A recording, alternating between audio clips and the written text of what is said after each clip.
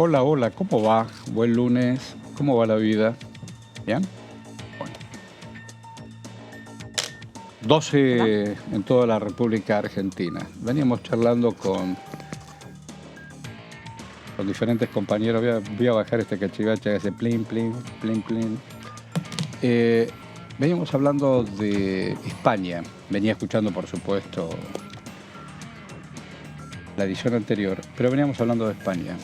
En España, de pronto, el Partido Popular, que supo no solo ser gobierno entre el PSOE y otras fuerzas, sino que acaba de ganar en casi todas las comunidades españolas, en casi todas las comunidades españolas.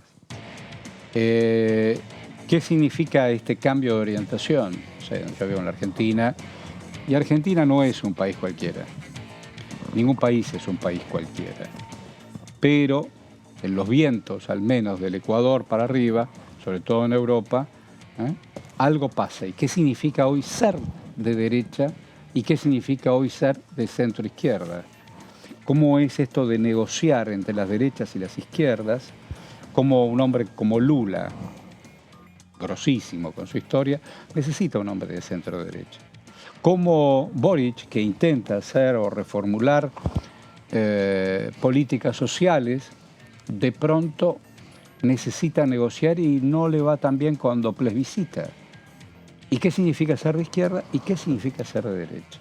Bueno, es un buen disparador, digo, tenemos tiempo, afortunadamente, en esta querida primera edición hasta las 14. Y para pensar en voz alta en este espacio, la Constanza Viñas, hola. Hola, ¿cómo va?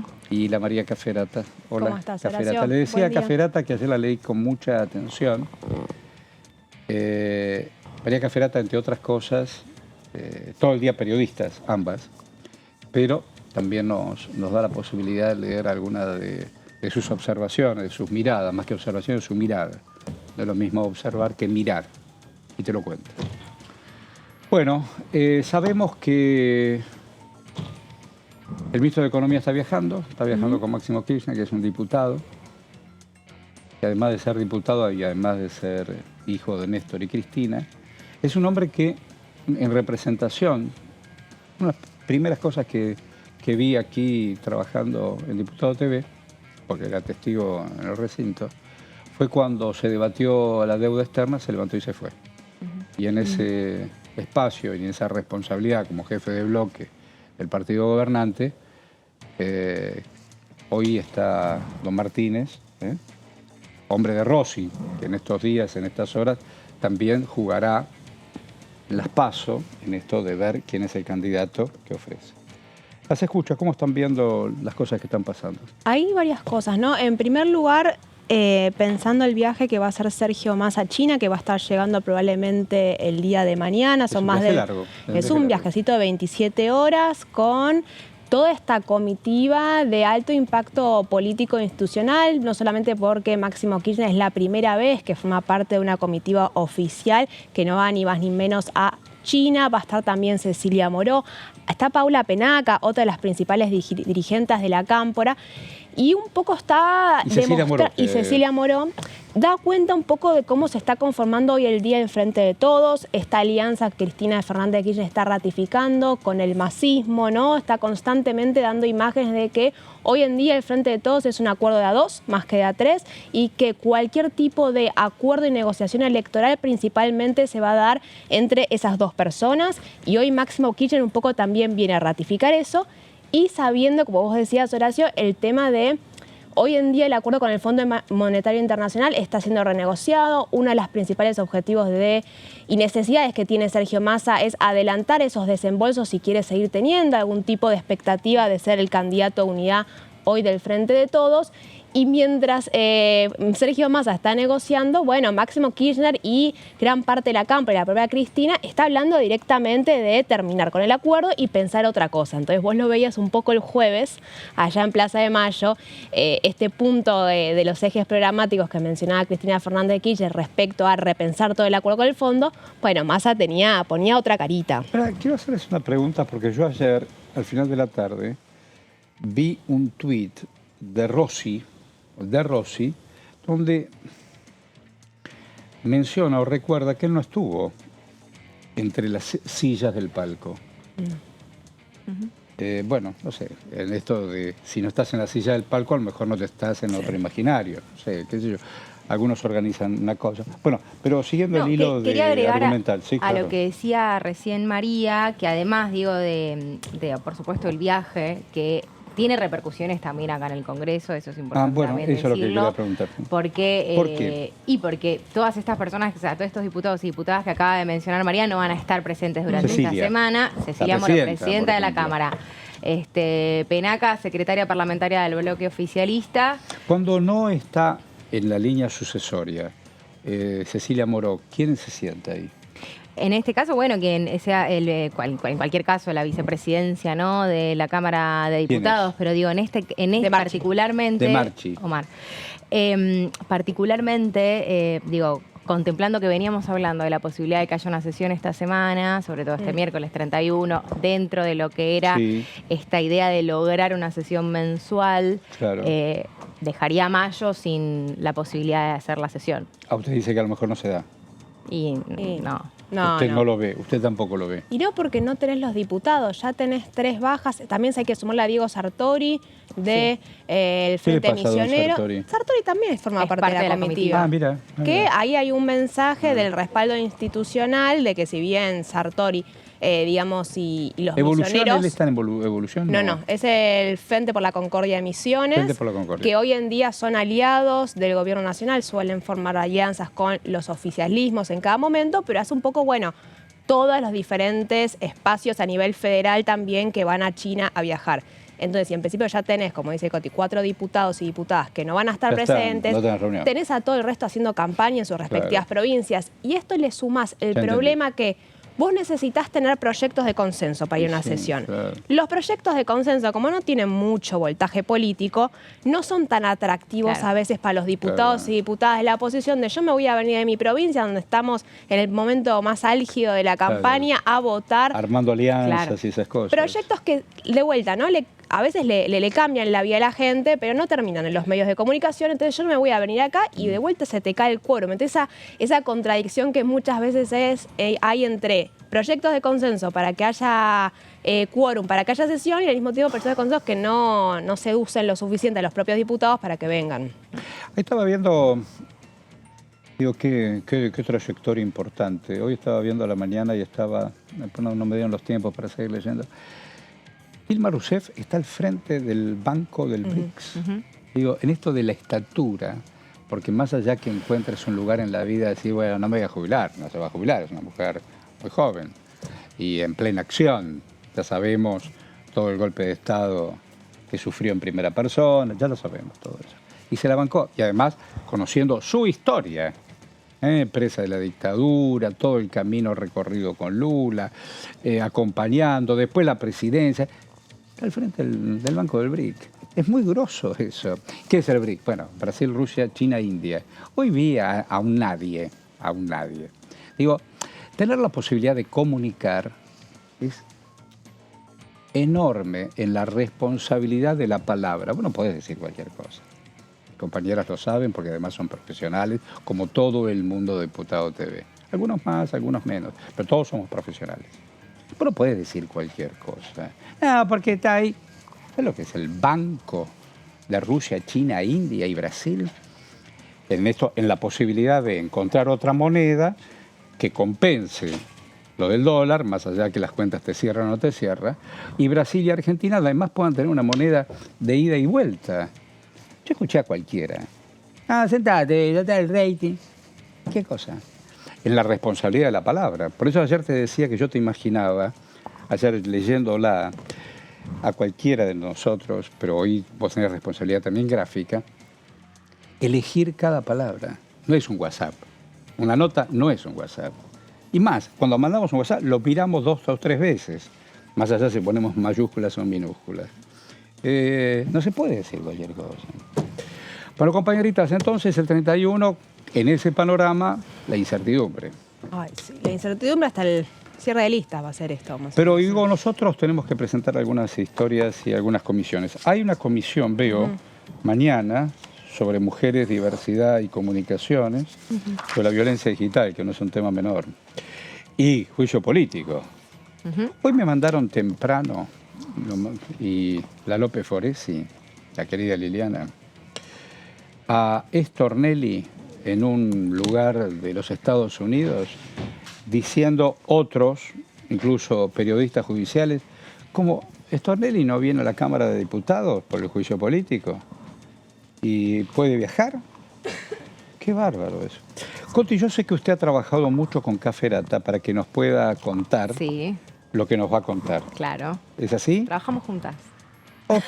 Se piensan laboralmente y entonces, juicio político que me interesa ver qué van a hacer a partir de mañana. Sí. Igual yo le traje otra cosa, Horacio, porque venimos un poco en el minuto a minuto del juicio político, ya desde febrero lo estamos siguiendo, seguimos todavía envueltos en lo que es toda la trama vinculada a las irregularidades de la obra social del Poder Judicial. Pero teniendo en cuenta que esto probablemente se vaya a extender hasta al menos el 10 de diciembre con la conformación actual de la Cámara de Diputados, se están sumando nuevas causales, este objetivo inicial de que para el cierre de listas un poco tenerlo finiquitado cada uno de los dictámenes de los diferentes jueces de la Corte Suprema, no parece que fuera a ser así. Quiero hacer una especie de raconto de dónde estamos y entender... porque a veces queda como un poquito muy específico, ¿no? Y más cuando estamos hablando de obra social del Poder Judicial, las consecuencias que está teniendo la Corte Suprema, la mayoría de 3 versus Ricardo Lorenzetti, pero ver esto, un recorrido de qué fue cuando empezó esto con la presidencia de Carolina Gagliard, cuando el propio presidente anuncia que va a avanzar con el juicio político de los jueces de la Corte, y bueno, y fue nutriéndose de bastante información y de bastante contenido. En primer lugar, hasta ahora, más allá de los diferentes funcionarios y funcionarias de la Corte Suprema que estuvieron recorriendo y visitando y dando testimonio en la Comisión de Juicio Político, se han atravesado 2 causales principalmente. La primera fue la que estuvo vinculada al 2x1 a los genocidas, es el famoso fallo Muiña, con el cual un poco la Corte Suprema designada por Mauricio Macri, que fue esa gran mancha, ¿no?, que tuvo después con las repercusiones que hubo a nivel en toda la sociedad y con el Congreso teniendo que salir a especificar que no se le podía dar un beneficio del 2x1 a represores y personas que habían sido detenidos por delitos de lesa humanidad. En su momento lo que el Frente de Todos quería hacer, ya que se había visto imposibilitado como parte de estas discusiones, no sé si se acuerdan, con la propia oposición, que le decían: vos no podés salir a cuestionar a la Corte Suprema por el contenido de los fallos. El contenido de los fallos es propio de los jueces de la Corte, entonces vos no podés cuestionar eso. Entonces un poco el Frente de Todos lo que empezó a hacer es ir alrededor de los fallos y hacer hincapié en la negociación de esos mismos, tratando de probar de que había... Es un trabajo muy difícil eso. Es difícil porque tenés que probar y necesitas a alguien que un poco te lo acredite. Claro, porque además tenés que, en ese texto y contexto, ver quién con quién. Ver quién con quién. Difícil. Puntualmente, recordemos, y esto tuvo bastantes agujeros y un poco no se logró comprobar de todo, y es la gran diferencia que vamos a encontrar con el de las irregularidades de la obra social del Poder Judicial. La hipótesis del Frente de Todos, ¿cuál era? Que hubo una negociación entre el gobierno de Mauricio Macri y Carlos Rosenkrantz, que entonces era el presidente de la Corte Suprema de Justicia, para conmutar las penas de represores detenidos por delitos de lesa humanidad. ¿A partir de qué cosa fue el voto de, recordemos, Elena Hayton de Nolasco, que en su momento ella se iba a jubilar y consigue que el gobierno de Mauricio Macri no apele un fallo favorable que había tenido para que después de los 75 años pudiera seguir siendo jueza de la Corte Suprema? Entonces, cuando toda esa parte tuvimos la presencia de familiares y abuelas de Plaza de Mayo, ¿no?, tratando de dar cuenta de cuáles habían sido las consecuencias concretas del fallo. Las consecuencias concretas del fallo, lo resumimos. Y por otro lado, como habían sido las negociaciones. ¿Dónde estamos hoy? Las irregularidades de la obra social del Poder Judicial, que lo estuvimos viendo hasta ahora, que durante 3 años no hubo presupuesto, un sistema informático vulnerable, ausencia de estados contables, inexistencia de un sistema unificado para controlar todo el stock de medicamentos, licitaciones irregulares, con haciendo especial hincapié en Farmandat, una empresa que no tenía antecedentes y un poco se está investigando desde el punto de vista judicial, no solamente la Comisión de Juicio Político, así como pérdidas millonarias. Pero si te parece, después lo vamos repasando. Por favor. Gracias, muy bueno. Vamos al encuentro de don Gonzalo. A ver, vamos. Horacio, un abrazo muy grande para vos, para Al igual, Meli, para querido. Coti ahí en Buena el piso. mañana. Nosotros nos encontramos... Muy buena mañana, nos encontramos en la puerta de aquí del Salón Delia Parodi, donde se está llevando a cabo este encuentro parlamentario con mujeres de nuestro país, de la Argentina y de Bolivia, y muy amablemente nos prestó estos minutos la primera secretaria mujer dentro del Ministerio de Transporte y ex diputada de la Nación, Jimena López. Bueno, Jimena, me imagino que muy contenta de volver aquí, que fue tu casa y que sigue siendo tu casa en realidad, y con este encuentro tan importante para tratar paridad de género y sobre todo la participación de las mujeres en cargos importantes. ¿Cómo te va? Bueno, hola, buenos días. Sí, siempre está bueno estar en una institución como esta que tiene... A mí me gusta mucho el capital humano que hay acá en términos de los trabajadores y trabajadoras de la Cámara, que hacen de la Cámara un lugar muy amable para trabajar. Así que a mí me gusta cuando me invitan poder estar acá, más allá de que estuve todo el fin de semana representando a la Argentina afuera, pero me parece que es importante y que es importante recibir diputadas de otros países de América Latina para poder pensar regionalmente como bloque de países con estrategias en común. Me parece que hay que empezar a pensar que las realidades de América Latina son muy similares en varios términos y que con los años América Latina seguramente se va a transformar o en una potencia mundial o en un lugar necesario para que el resto de los países vengan a buscar determinados recursos que faltan en el mundo, desde agua, litio, petróleo, gas. Creo que es fundamental poder pensar como bloque regional, inclusive de comercio ideológico, como tienen otros países particularmente. Hola Jimena, buen día.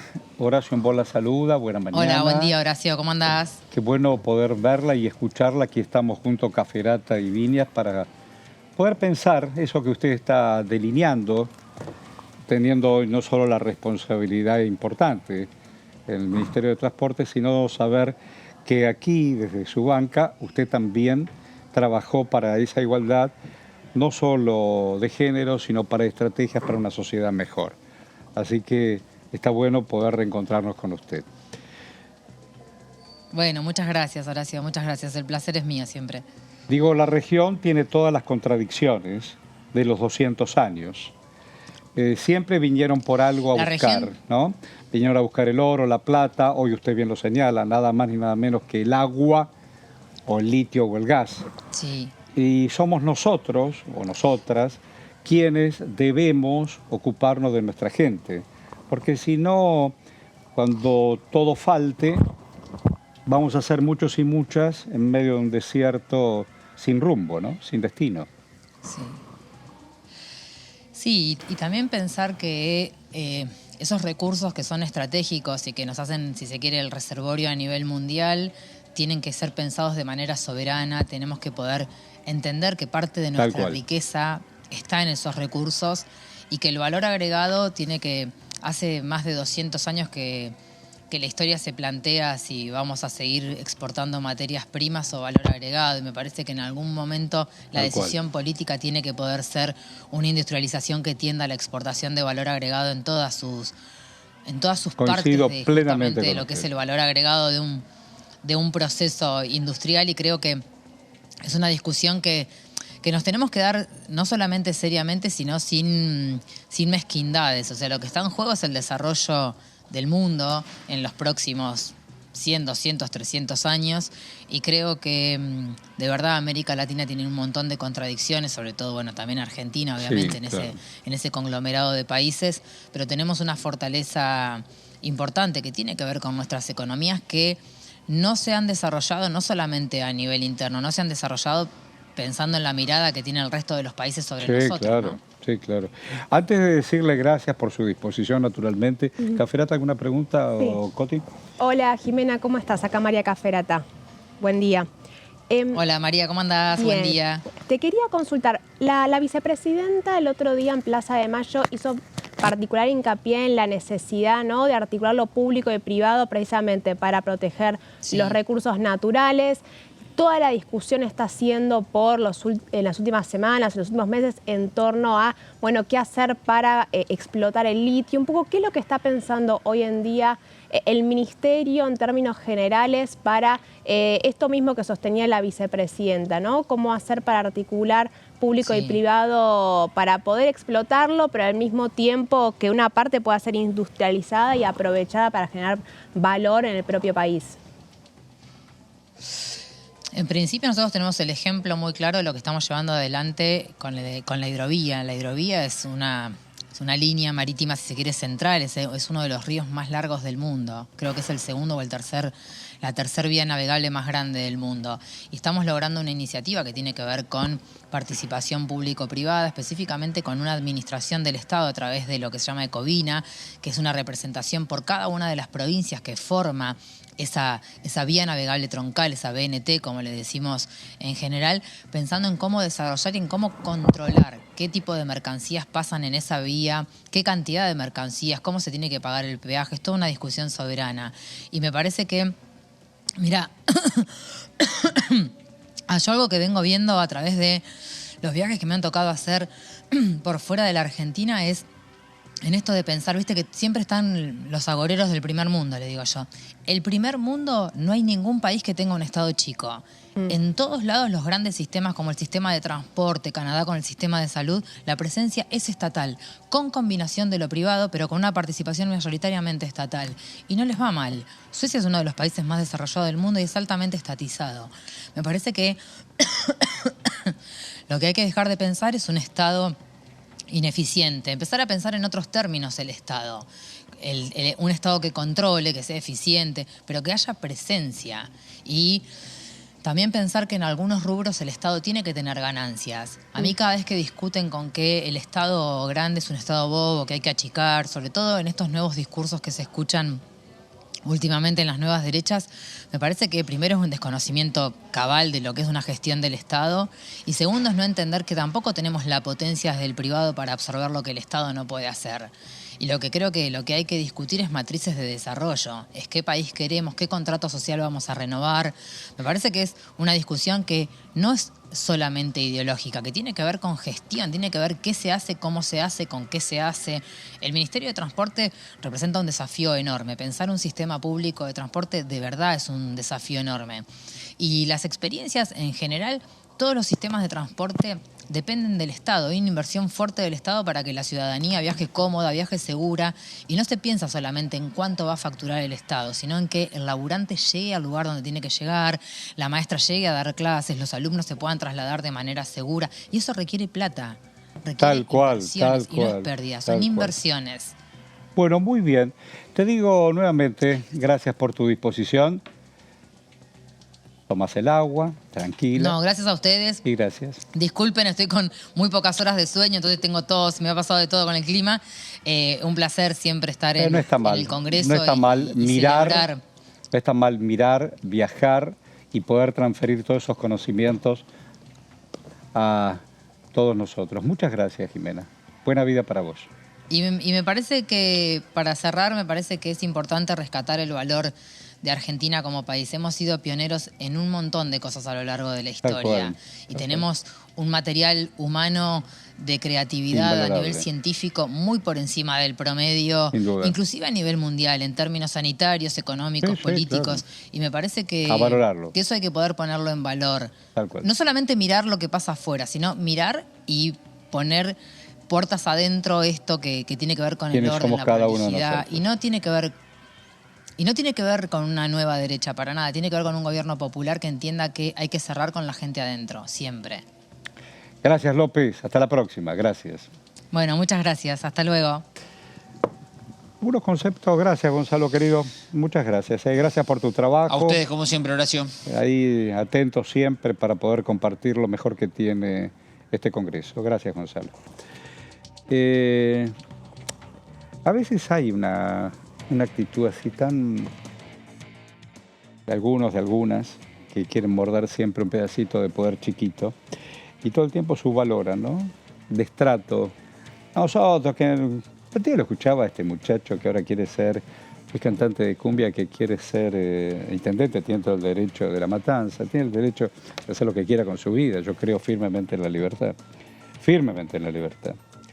Pero si crees firmemente en la libertad y crees que vos podés mejorar incluso tu barrio, tu pueblo, tu ciudad, no tenés que, a vos te digo,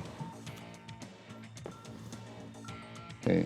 No me voy a cargar el nombre para no ni siquiera entrar en el juego. Lo que quiero decir que no todo es una mierda. De ninguna manera. Y yo no lo voy a permitir. Y estas cosas las hago personalmente. Una vez nos cruzamos, o públicamente, o en un pasillo. Por respeto a mí, a nuestros universos queridos, yo no lo voy a permitir que subvaloren todo el tiempo diciendo que este país es una mierda. Yo no se lo voy a permitir. Porque primero no lo es, desde ya que no lo es. Por millones de seres humanos que todos los días tratan de hacer su vida y la del entorno cada día mejor, con un gran esfuerzo. No se lo voy a permitir. No se lo voy a permitir desde la libertad que tengo de no permitir. No es un tema de fuerza. Si vos querés, te aliento. Competí, por supuesto competí. Competí con tu gente, a quien vos sentís que tenés una empatía. Y no estoy haciendo una valoración ni una subvaloración cultural. Esto es otra historia. Pero si vos crees que ese país, que para vos no vale nada, es Aiza. O el puerto. Vote. Chau. Sí, me pareció rarísimo, ¿no? Cuando se hace campaña partiendo de esa premisa. No, muchachos, no es por ahí. A lo mejor nada de lo que ves gusta con tus ideales. Competí. Es un gran momento. Mira España. Algo pasó. Y entonces a reformular. Los que perdieron, che, ¿dónde nos equivocamos? Los que ganaron, ¿a dónde vamos? Me parece, digo. Hola, Caferata. Hola, ¿cómo estás? Bien. Estoy... La campaña recién arranca, así que va a ser... Yo tengo energía, pero no solamente energía, por suerte. Hoy tuve la suerte y la posibilidad de poder tomar un café con leche. Me duché a la mañana con agua caliente. Es un privilegio del carajo. Del carajo. Pude viajar, tenía la guita como para viajar, tomar el bondi, bajar, subir. Tengo trabajo, tengo familia, tengo buenas compañeras y amigos. ¿Por qué va a ir mal? Hay que reformular, como aquellos que juegan a las cartas, hay que barajar y dar de nuevo. Ahí estamos, de eso se trata. 40 años de democracia. Aquellos que la peleamos en épocas oscuras, nadie tiene derecho a joder la democracia. A joder la democracia, ahí vamos a estar todos, a defenderla. Hola, las causales pendientes. Las causales pendientes del juicio político. Bueno, igual un poco... Sí, todo tiene que ver con todo. Todo tiene que ver con todo. Todo tiene que ver con todo. 4 cosas, dijo Cristina el jueves. Pensé que eran 4 los cortesanos. Son 4 los cortesanos y 4 cosas. De los cuales alguien Cristina. dijo el otro día, 3 son peronistas. Papi, yo sé que Maqueda lo puso Dualde, que Lorenzetti viene de otro lado, que Rosati fue ministro. Yo no sé todo eso. No me chicaníes. Con cosas, si querés jugar intelectualmente, cartas fuertes. A jugar fuerte intelectualmente. Si no estoy al tanto, me estudio, leo. Pero jugar fuerte. Con chicanas, no. ¿Qué tal hacer? No es malo recordar de dónde vienen igual. No totalmente. A ver, porque... don Maqueda. El señor ese que vino acá, Marchi se llama. Sí. 14 años viendo cómo la guita está y no está. Y si yo creo que... Marchi, ¿dónde está la plata? ¿Dónde está la plata? Yo escuchaba a esas 2 mujeres que se le murieron ambos maridos por desatención y por vaciamiento de la obra judicial. Entonces, y no tenés explicación. ¿Le parece? Digo, qué sé yo. Bueno, y ahí es un poquito porque el tema de la obra social es el que está haciendo más ruido hoy, ¿no? Dentro de la Corte Suprema. Porque por un lado tenés, más allá de los testimonios de los trabajadores y trabajadoras que se vieron perjudicados por el desmanejo de la obra social, sino que las pruebas de alguna manera de todas las irregularidades que arrastraba, desde supuestos casos de corrupción, de pérdidas millonarias, había una falta de control total y absoluto, y eso explica también un poco no ingenuamente. ¿Qué cosa no ingenuamente? Claro, que había... No desinterés ni de... La señora esa que firmaba los cheques. Burgos. Que no es contadora, que no es abogada, de allá. Además, ¿y qué? ¿De dónde ella me puso? 1.000 y pico de millones de pesos. 1.000 y pico. Papá, ¿qué pasó? Sí, por eso es esto que decía hace un rato María, ¿no? Justificando por qué es la que primero más cantidad de reuniones tuvo, ¿no? O sea, más cantidad de testigos. Sí, que de hecho estaba citada de nuevo. Pero después lo vamos a repasar. ¿Va a venir? Supongo que sí. ¿Qué sé yo? Pero, o sea, sí está citada una vez más, pero no spoilemos. Adelantar más. Dice, claro, porque esto es una... Está bien. Es por partes. ¿Perdón? Es por partes. Esta es la previa, claro. Esta es la previa. Esta es la previa y después tenemos grande bus. Dale. Todo coordinado. No. Bueno, yo me voy a saltear lo que va a pasar el día de mañana y pensar un poco a mediano y largo plazo. Dale. ¿Cuáles son las que quedan?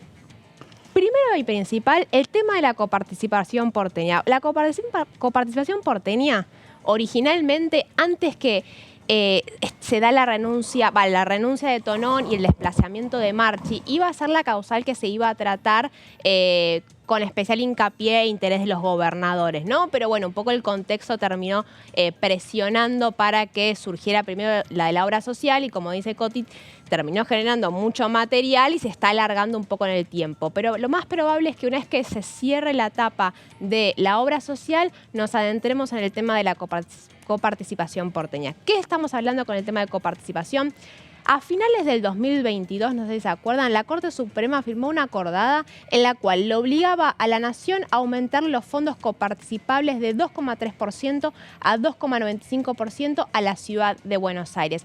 Esto fue la conclusión de un largo proceso de negociaciones que ya se estaba dando entre la Nación y la ciudad de Buenos Aires, que no termina llegando a buen puerto, entonces es la propia Corte Suprema la que termina fallando. Un poco de historia. Originalmente la coparticipación era del 3,5%, que fue lo que el propio Mauricio Macri le aumentó de una manera un tanto arbitraria porque nunca se justificó. Un poquito siempre, ¿no? Porque se había subido, casi triplicado esa coparticipación. El argumento tenía que ver con el traspaso de la policía a la ciudad de Buenos Aires, pero bueno, son 3 veces más lo que había anteriormente. Ahora, estaba 1,4 antes. Hay un tema igual con los números ahí, porque nadie está justificando mucho por qué se lleva de un número al otro. La propia Corte Suprema nunca especifica por qué lo termina llevando al 2,95% después de que Alberto Fernández lo hubiese bajado al 2,3%. Hay una discusión que hace especial hincapié en de dónde estamos sacando los números, en principio, y por qué es estos decimales y por qué los llevamos de tanto a tanto. En su momento... Bueno, había expectativa de vuelta, la presencia de los gobernadores. Este tema, bajo la denuncia de que iba a afectar, ¿no?, la distribución de los recursos a todas las provincias, fundamentalmente a las provincias del norte, aglutinó a gran parte de los gobernadores que, con Axel Kicillof a la cabeza, salieron a denunciar un fallo que estaba destinado a beneficiar específicamente al gobierno porteño, y gobierno porteño que hoy, recordemos, está liderado por uno de los principales candidatos a la presidencia por parte de Juntos por el Cambio, Horacio Rodríguez Larreta. Entonces fue una de las primeras causales que formó parte del juicio político. Se espera que esté otro candidateable presente cuando sea el momento de los testigos, que es Eduardo Guado de Pedro. Se espera que esté Carlos Zanini y bueno, y después varios gobernadores, seguramente Coqui Capitanich, gobernador del Chaco, que es también uno de los principales voceros que están denunciados, que este fallo fue supuestamente de vuelta negociado entre un sector de la Corte Suprema y el gobierno de la Ciudad de Buenos Aires, específicamente un sector del PRO. ¿Qué va a venir después de esto? El tema del Consejo de la Magistratura. Recordemos, tanto Consejo de la Magistratura como coparticipación porteña parten de la misma premisa de que hubo una negociación entre un sector del PRO y la Corte Suprema de Justicia. Esta es la hipótesis del Frente de Todos. Vamos a la próxima placa para hacer un poco de historia del Consejo de la Magistratura, que lo tratamos eternamente acá en la Cámara de Diputados, porque hubo toda una discusión en el medio sobre para quién iban a pertenecer los lugares que iban a estar formando parte del nuevo Consejo de la Magistratura. Sí. Un poco de la discusión larguísima, ¿no?, sobre el Consejo de la Magistratura y quién ocupaba cada una de las bancas y demás, sumado a lo que traías recién del fallo de la coparticipación a fin del año pasado, fueron también los disparadores, ¿no?, de la decisión de llevar adelante este juicio político a los 4 magistrados, que Después se terminan sumando las otras causales o las otras temáticas, como la de 2x1, como la de la obra social, pero en realidad creo que está bueno también destacar que fue como la iniciativa, fue dada a partir de... Fue el origen exacto, de todo. Fue dada a partir de esos dos hechos puntuales que todavía no fueron tratados, digamos. O sea, hasta ahora no hubo ninguna citada a testificar ni comparecer sobre estos temas y estas causas. ¿Por qué fue el origen también? Y esto iba. El tema de los chats de Robles y de Alessandro, que también parece que quedaron muy en la historia, si bien es cierto que en lo formal fue coparticipación y Consejo de la Magistratura lo que motivó todo el proceso de juicio político, políticamente lo que termina desatando son los chats entre Robles y Alessandro, entre el exministro de Seguridad porteño y el vocero de Horacio Rosati, Silvio Robles, y que después estuvo involucrado, como se vio en las últimas testimoniales, supuestamente amenazando a algunos funcionarios para que no fueran a comparecer. Esto es fundamentalmente lo que termina motivando y despertando el interés de gran parte del kirchnerismo más duro de avanzar con el pedido de juicio político. Porque, a ver, mínimo, en el 2021, a fines de 2021, la Corte Suprema declara la inconstitucionalidad de la composición del Consejo de la Magistratura. Esta era una composición que ya estaba vigente desde el 2006. Fue sancionada la ley después de derogar la que estaba en los 90. Cristina Fernández de Kirchner era senadora en ese momento. Se hace una denuncia y tardan 16 años en fallar en este sentido de vuelta. Una ley que había estado vigente y había nombrado gran parte de los jueces y juezas que estaban presentes hasta ahora. Declara la inconstitucionalidad y da 120 días para que se pueda sancionar una nueva ley. Con la discusión tardaron 16 años en fallar en este sentido y dan 120 días para sacar una nueva ley. Por la realidad de la relación de fuerzas entre oficialismo y oposición en la Cámara de Diputados, se vuelve imposible llevar a un acuerdo para sancionar una nueva ley en 120 días y lo que termina pasando es que automáticamente vuelve a la composición de la ley derogada de los 90, que es de 20 miembros y lo más importante, que es que el presidente de la Corte Suprema va a ser el presidente del Consejo de la Magistratura. Recordemos, Consejo de la Magistratura es el organismo encargado de designar a los jueces y de sancionarlos. ¿Qué es lo que sostiene el Frente de Todos? Como muchas otras las causales, que la Corte Suprema se adjudica facultades que no le son propias, en este caso legislando cuando eso le corresponde al Congreso de la Nación. Los chats de Marcelo de Alessandro y Silvio Robles que se terminan filtrando en diferentes tandas. Una de las conversaciones que se terminan filtrando aparece el propio Robles dándole letra a Marcelo de Alessandro sobre cómo proceder en materia judicial para hacer efectivo el fallo de la Corte Suprema de Justicia. Es por este motivo que el objetivo del Frente de Todos y lo que generaba más entusiasmo cuando empezó el juicio político es que vayan a traer a Robles y a de Alessandro a comparecer como testigos en la comisión de juicio político. En principio, por lo que estuvimos viendo de los antecedentes que se vio con el propio Tonón, ¿no? Con el juez Ligo obligándolo a comparecer, le dio más legitimidad a la comisión de juicio político para poder traer por la fuerza al menos algunos testigos que no tengan mucho interés en venir. Hay que ver cuándo terminan veniendo Robles y Alessandro. Todo el mundo descuenta un poco que va a tener que ver con las fechas de las elecciones. Hay ahí una cosa fina entre el impacto político de tener a Alessandro y a Robles con las fechas de elecciones. Se va a ir viendo y desarrollando, pero bueno, mucha expectativa con la presencia de ellos dos. Y para cerrar, la última causal que se sumó en las 2 semanas, si mal no me acuerdo, es el tema de la suspensión de las elecciones en Tucumán y San Juan. Recuerdan, bueno, en el caso de Tucumán se terminó resolviendo. ¿Cuándo se va a volver a jugar eso? ¿Cuándo se va a volver a juzgar? La causal puntualmente... No, ¿cuándo se va a volver a votar? Bueno, Tucumán se terminó resolviendo porque el propio Mansur se baja, entonces va a otra cosa. En el caso de San Juan, todavía la Corte Suprema no se expidió sobre la cuestión de fondo y están terminando de ver a ver qué es lo que va a hacer UNIAC. Existe la posibilidad de que UNIAC designe a su hermano como vice y que el actual vice termina siendo el candidato a gobernador. Me superan. Ese enroque, sí, dirían en ajedrez, ese enroque, ya lo hicieron los Rodríguez Sá en su momento. Y Fran vino acá a Buenos Aires. Sí. ¿Él está al frente del Partido Justicialista? Es el encargado de cerrar las listas del Congreso. Porque Máximo Kirchner... Las listas de las alianzas, perdón. Máximo Kirchner es el titular del PJ bonaerense. Sí. ¿Y a nivel nacional quién es? Alberto Fernández.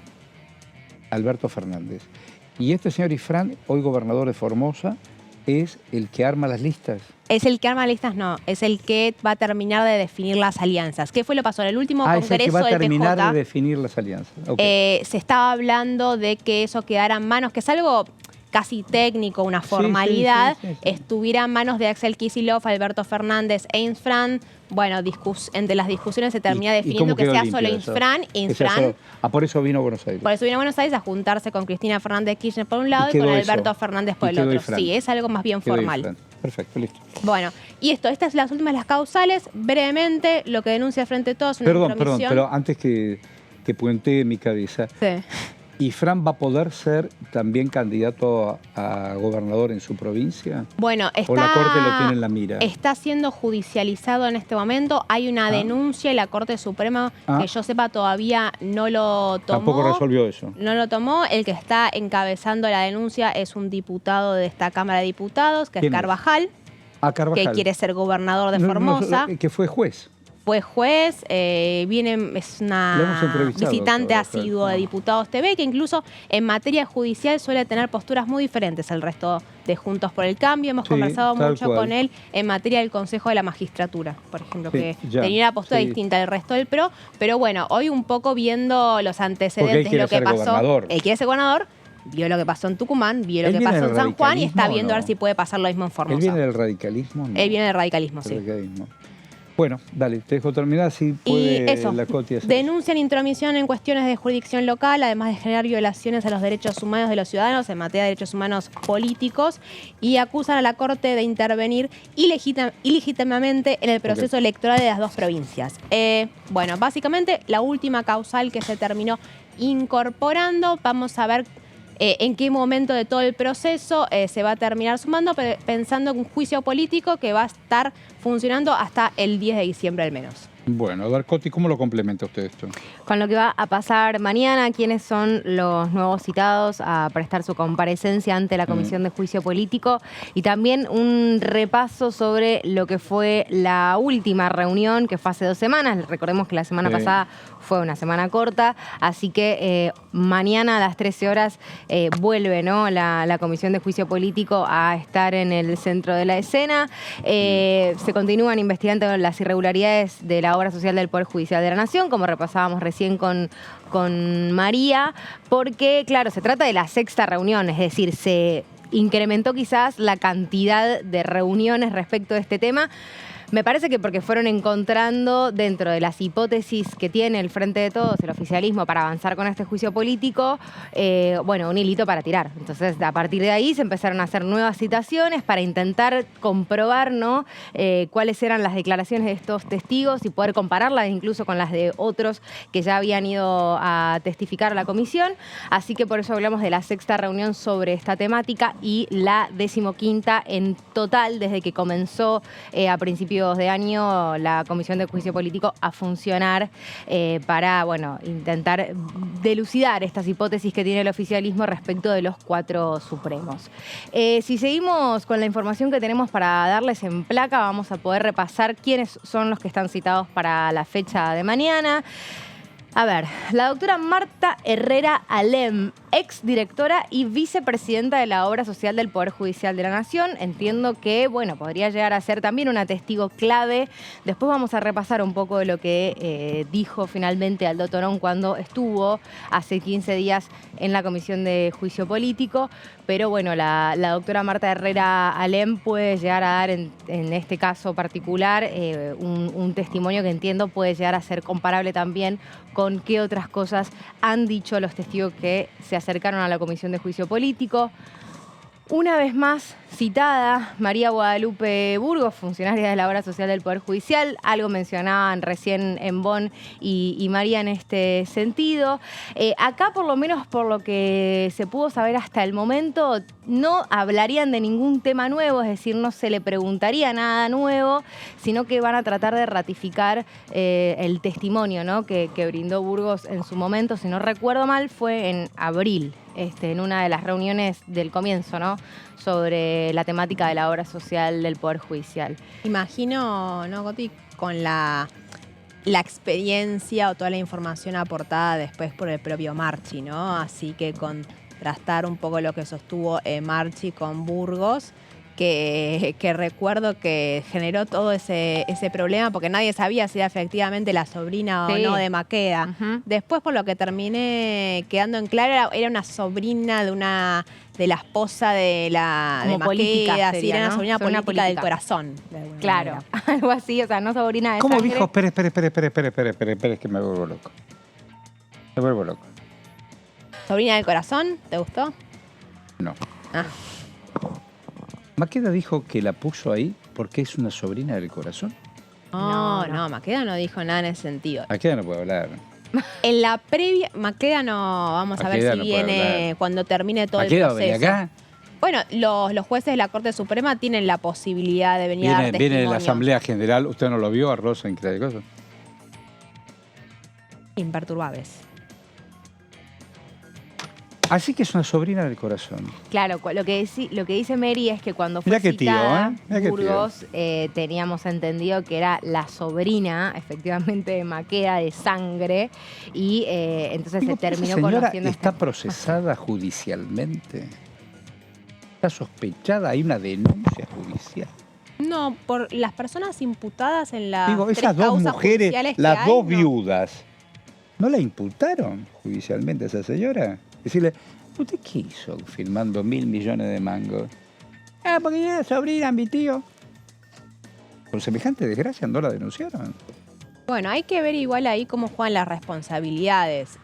No sé si Burgos era la que tomaba las decisiones sobre qué cheques firmar y qué cheques no firmar. Está la duda respecto a no era contadora, no era abogada, ¿por qué terminó? Era sobrina de Porque Maqueda. tomaba claro, tenía esas Es una responsabilidades. sobrina si del quiere. corazón. Que no es de sangre. Y vos adoptás un sobrino, una sobrina. Yo me acuerdo, por ejemplo, Manucho Mujica Lainez. Nunca vi una persona que tenía tantos sobrinos. ¿Te acordás de Manucho? Siempre te presentaba un sobrino, Manucho. Gran escritor argentino. Gran escritor. Mi sobrino. Esto era la sobrina. Es una nueva modalidad de la familiaridad, ¿no? Qué lindo, Maqueda. Maqueda fue constituyente. Hombre de Duhalde. Eduardo Duhalde. Hola. ¿Qué tal? Bien, ¿y vos? Muy bien. Dale. ¿Seguimos? Por favor.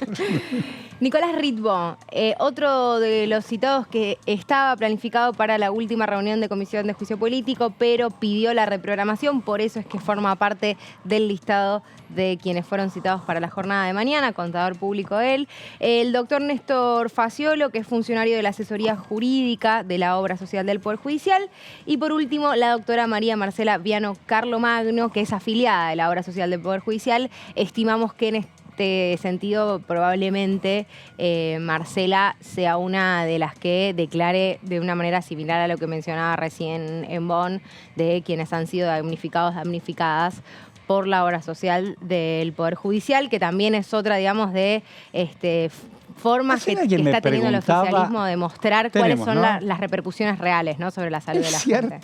Es cierto, alguien que nos está viendo, a quien quiero agradecer, una persona muy conocida de este país.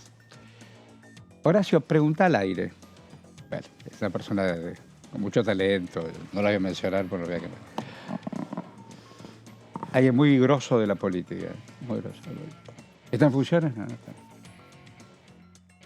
Si van a hacer al frente del Palacio de Tribunales, si van a llamar a la escultora que hizo la estatua de Gallardo, si van a poner la estatua de los 4 cortesanos en la puerta, para que dé suerte, ¿viste?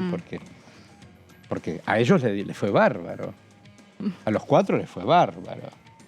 no es Wall Street, pero si van a poner los 4 ahí, se lo van a plantear a la escultora, que tiene esa característica tan puntual, ¿no? Bueno, por favor, porque para jugar en política tenés que ser muy osado. Bueno, es para pensarlo, es un buen título, ¿no? Sí. Es un buen título. Después lo voy a trabajar eso. Creo que le van a ofrecer a la escultora para hacerlo en la corte. Porque en el corazón, ustedes conocen el Palacio de Tribunal, vos no estás viendo todo el país. Cuando vos entras por la calle Talcahuano, porque ocupa toda la manzana, Talcahuano, Lavalle, Tucumán. Cuando vos entras está la justicia. En el hall de entrada está la justicia. Está con ojos vendados, con la balanza. Ojos vendados porque se supone que aquel que imparte justicia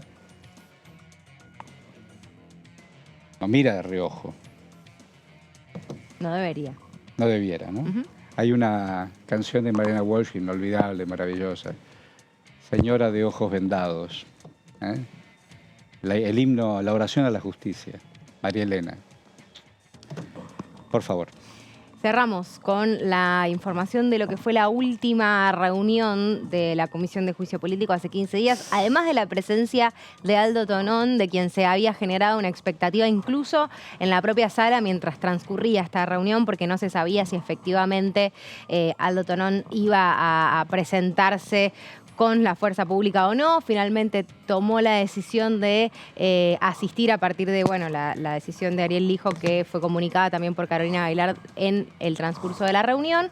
Además de eso, hubo 2 pedidos de ampliación. En el caso de Juntos por el Cambio, la oposición pidió incorporar los pedidos de juicio político a Alberto Fernández por 2 cuestiones, ¿no?, que ya están planteadas acá en la Cámara. Una tiene que ver con la fiesta que se hizo en Olivos por el cumpleaños de Fabiola Yáñez y también por la respuesta al fallo de la coparticipación. Esto fue pedido por Mario Negri porque, en respuesta del pedido de ampliación del Frente de Todos sobre los fallos que suspendieron las elecciones tanto en la provincia de San Juan como en la provincia de Tucumán. Así que estas 2 cuestiones también sucedieron durante la última comisión de juicio político, que va a tener lugar nuevamente mañana a partir de las 13 horas. Bueno. Aquí estamos, en Diputado TV. Mañana, que es martes, además de la Comisión de Juicio Político, recuerdo que también va a haber la Comisión de Mujeres, Diversidad. Hoy vamos a tener a una diputada que seguramente va a referirse a lo conceptual, que es protección integral para prevenir, sancionar y erradicar la violencia contra las mujeres. Hablando de la violencia contra las mujeres, esta periodista todavía no está resuelto. Un femicidio, el debate entre homicidio y femicidio. Contaba alguien que sabía, vieron que mataron a una periodista en Corrientes. Y en principio fueron a buscar a su exmarido. Pero también está sospechado un comisario y todo el personal de esa comisaría donde trabaja el comisario, porque esta mujer había denunciado cosas raras que ella había visto en su condición de periodista en la comisaría. Y está detenido el exmarido. Y el pueblo sabe o tiene sospechas de, una vez más, ¿no? Y esta muchacha, muy joven y muy comprometida, perdió. Así que bueno, será una de las tantas reuniones para tener en cuenta y estar muy atento. Y puntualmente lo que se busca hacer es incluir el concepto de violencia digital a ¿Y qué la es la ley. violencia digital? La violencia digital tiene... Es que alguien hable digitalmente en contra de otra persona. Es el hostigamiento, es la perpetuación de la violencia de género dentro de las plataformas digitales. Hay muchos estudios muy interesantes vinculados a cómo las mujeres son mucho más maltratadas, hostigadas, amenazadas, por generalmente amenazas que tienen que ver con la violencia sexual en las redes sociales. Entonces la idea es incluir dentro de esta ley que busca erradicar la violencia de género, modificarlo para incluir que también la violencia de género en términos de plataformas digitales. Bueno, interesante. Vamos a ver si podemos hablar con alguien que nos ayude también a seguir pensando. Faltan 5 minutos para la hora 13. Vamos a hacer nuestra querida pausa. Vamos y venimos. No te vayas. Gracias.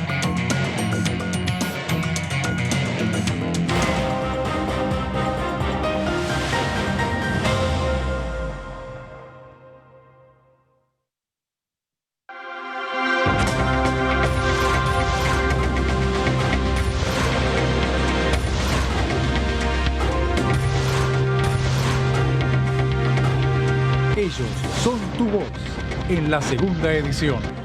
DTV, el periodismo en el Congreso. Hola, ¿cómo les va? Bienvenidos a la segunda edición de DTV. Mirándolo hacia adelante requiere aún más tiempo para madurar, para ser una opción por los desarrollos tecnológicos que se necesitan para que sea competitivo en costos. Pero bueno, el litio es mucho más inminente y creo que ahí toda la fuerza, todo el arco político tenemos que ponernos de acuerdo en que esta es una nueva oportunidad para nuestro país. Y esto va un poco de la mano de lo que estamos necesitando con respecto a los productores para poder invertir y poder desarrollar nuevas empresas, pequeñas y medianas empresas, que esto estaba previsto de que fuese por 5 años esta promoción y que el cambio, digamos, que surgió últimamente hace que sea por 10 años. DTV, segunda edición, de lunes a viernes.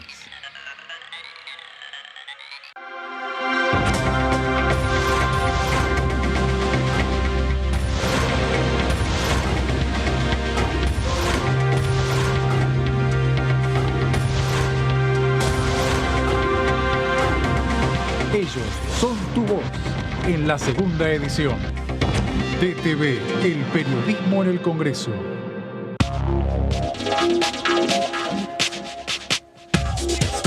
DTV es información, diálogo, análisis. DTV es federalismo, libertad de expresión, pluralidad de voces. DTV es todo lo que en democracia un país debe ser. DTV es tu voz en el Congreso. Este 2023, seguí eligiéndonos. DTV, el periodismo en el Congreso. ¿Cómo va a pagar? ¿Efectivo? ¿Débito? Pago lo que es justo. Hoy podés pagar como quieras, pero pagando siempre lo que es justo. Precios Justos es un compromiso entre todas y todos que nos permite desde la app avisar de faltantes e irregularidades para que nadie tenga que pagar de más. Esta medida va a traer orden en los precios y en las casas de cada familia. Bájate la app, escanea y conoce los precios justos. Primero la gente. Ministerio de Economía. Argentina Presidencia. Hola, bienvenidos a una nueva jornada del resumen de noticias parlamentarias. Y nosotros vamos a meternos a escuchar la palabra de los distintos legisladores que pertenecen aquí a la Cámara de Diputados de la Nación Argentina, en este caso el diputado Alejandro Rodríguez, que hablaba respecto de los temas de una posible sesión. Vamos a ver qué decía.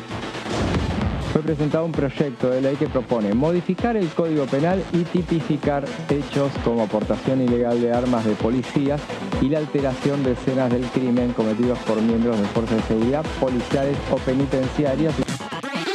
DTV, el resumen, de lunes a viernes.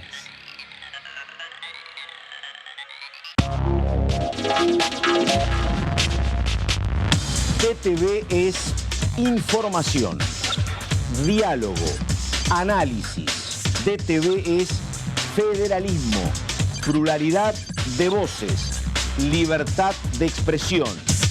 DTV es todo lo que un país en democracia tiene que ser. DTV es tu voz en el Congreso.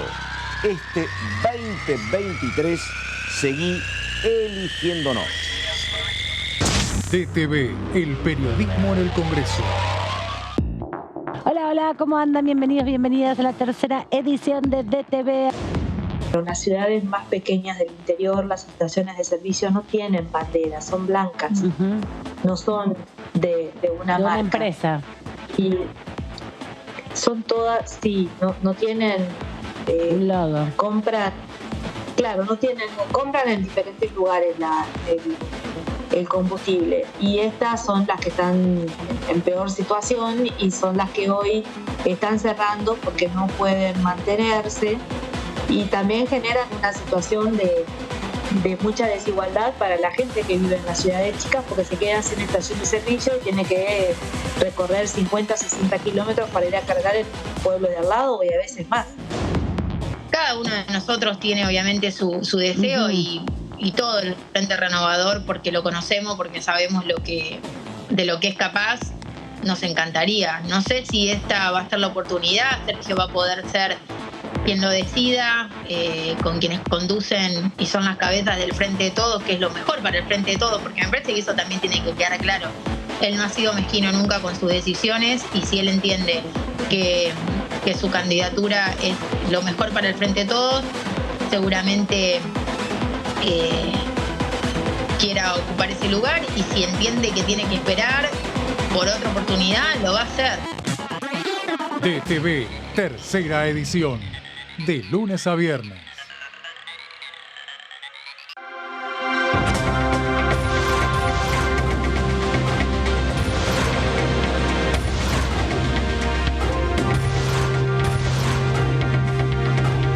Ellos son tu voz en la tercera edición.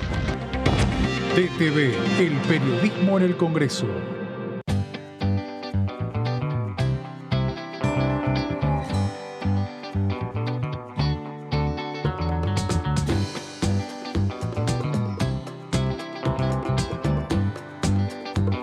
Para hacer visible y formalizar el trabajo en casas particulares, creamos el programa Registradas, generando empleo digno y de calidad. Inscribiendo a una trabajadora de casas particulares, formalizás un puesto de trabajo y asegurás que acceda a todos sus derechos. A través del programa Registradas, durante los primeros 6 meses, el Estado cubre el 50% del sueldo de las nuevas trabajadoras. Una herramienta para visibilizar, formalizar y reconocer el trabajo del personal de casas particulares. Argentina Presidencia.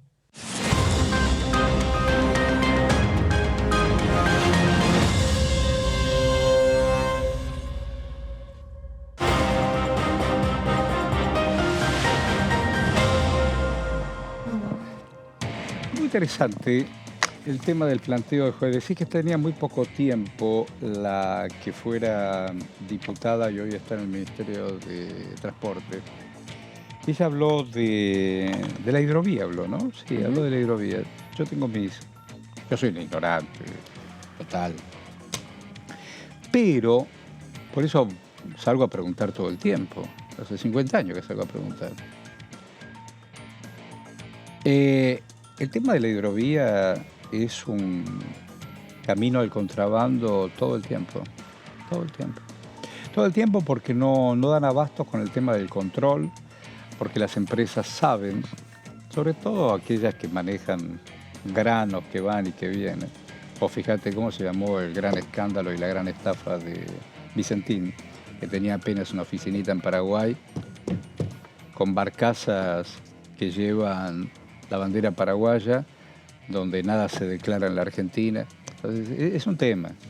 Claro que, igual que no hace pocos meses, el gobernador Kicillof anunció el canal Magdalena, que es la posibilidad entre el río y el mar de estar conectados. Es bárbaro, para el comercio exterior es bárbaro. Y vos te preguntás, ¿por qué hasta aquí no estaba habilitado un país tan extraordinariamente diagramado de sus orígenes por ríos? Bueno, acá mismo, Casareto me contó, esto es una cosa de locos. Yo le contaba, él es entrerriano, y le contaba, cuando yo era muy chico, la familia de mi padre, íbamos todo el tiempo entre ríos, tomábamos barcazas para llegar de una provincia a la otra. Después se hizo el túnel subfluvial. Estoy hablando de hace mucho tiempo. Yo soy de hace mucho tiempo. Le digo, ¿me puedes explicar por qué no había puentes? Una provincia que está entre dos ríos, entre Río Paraná y el río Uruguay. Y porque los milicos, en sus diferentes momentos del golpe de Estado, temían que Brasil invadiera. Brasil, Uruguay. ¿Pero qué me estás diciendo? Y fue así. Entonces, en algún momento de la democracia, pensaron, y así lo hicieron, si el aire pertenece a la nación, porque los milicos manejaban la nación, el subterráneo, el subsuelo, eso quiero decir, el subsuelo era de las provincias. Entonces vamos a hacer un túnel. Tardaron años para hacer el subfluvial, años. Yo me acuerdo, auto viejo, túnel, auto de papá. ¿Cuántas veces hemos cruzado? Yo daba clases en la Universidad del Litoral, ahí en Paraná, que venían los chicos de Santa Fe. Pero por esta razón, una provincia. Bueno, no hace mucho hicieron recién un puente entre Corrientes y Chaco. Es incomprensible. Sí, y hubo un presidente correntino como Frondizi, no lo pudo hacer. No, te iba a contar un dato que mientras no funciona el aeropuerto de Chaco por refacciones, que hace poco, que de hecho cuando se hizo uno de los plenarios, ¿no? Parte del operativo Clamor en Chaco. ¿Se fueron por el puente? Claro, los aviones llegaban hasta Corrientes, se había que cruzar por el puente para poder llegar a Chaco. ¿Vos lo hiciste eso? No, pero lo hizo alguien que conozco. Entonces por eso tengo la anécdota. Bueno. Con Gonzalo. Toda esa introducción era para comentarte la Comisión de Intereses Marítimos. Vamos con querido Gonzalo, dale. Es una introducción. Bien, Horacio, justamente la Comisión de Intereses Marítimos, más Fluviales oportuno y Pesqueros imposible. tendrá lugar, el jueves aquí en la Cámara de Diputados de la Nación. Sí, donde se va a realizar una reunión informativa, pero lo cierto es que en estos momentos acaba de finalizar uno de los ciclos, la primera mesa básicamente, en donde se está dialogando justamente sobre la temática que tiene que ver con este encuentro parlamentario en conjunto de las mujeres legislativas de nuestro país con el país de Bolivia, en donde, justamente Mónica Macha, la diputada del Frente de Todos, encabezó esta mesa con distintos articulados. Sabés que, Horacio, en un momento, cuando tuvimos la oportunidad de hablar con Jimena López, la ex diputada y actual secretaria del fue muy interesante, te agradecemos esa entrevista. Sí, Horacio, muchas gracias. Y además vale la pena trasladar un poco lo que ella mencionaba dentro de lo que fue, cuando tomó la palabra. Claro. Habló de los municipios y habló que en el país, atentos, porque quería buscar el dato exacto, pero algo más o menos para que tengamos en cuenta. A ver, decime. En el país, más o menos, hay 2.200 municipios. ¿En nuestro país? Dentro de la provincia de... Sí, en el país. Dentro de Buenos Aires, de la provincia de Buenos Aires, solamente hay 4 que por haber sido electas, justamente lo manejan, lo dirigen, lo encabezan mujeres. Mira, muy poco me ha quedado dentro de lo que es la provincia de Buenos Aires, que qué contraste, qué diferencia, claro. Solamente... Sí, en estos momentos creo que por lo que charlaba de manera extraoficial, es decir, sin datos en mano, pero claro. Ante la averiguación, son 6 los que en total dirigen o manejan y son justamente intendentas en distintos municipios de Buenos Aires, 6, y 4 fueron de manera electa. Es decir, las 2 restantes por una cuestión de suplencia. Pero me parece que por aquí es por donde pasa un poco también el eje claro. que se está llevando a cabo aquí en el Salón de Elia Parodi, donde ahí están convocadas las distintas legisladoras de Bolivia y también de nuestro país, en donde justamente Mónica Macha, la diputada del Frente de Todos, acaba de finalizar con su presentación y que mañana tendrá su participación plena como presidenta de la Comisión de Mujeres, Géneros y Diversidad, a partir de las 12 en el mediodía de nuestro país, en conjunto con la Comisión de Comunicación e Informática, para realizarle una modificación a esta ley llamada Ley Olimpia. Recordemos que esto es en honor o en base a la activista militante por los derechos feministas mexicana, Olimpia, que así tiene su nombre, tal cual. que era acosada por su expareja a través de un video video que se filtró por parte de su expareja y que, bueno... no conocía, no conocía la razón y el argumento, ¿no?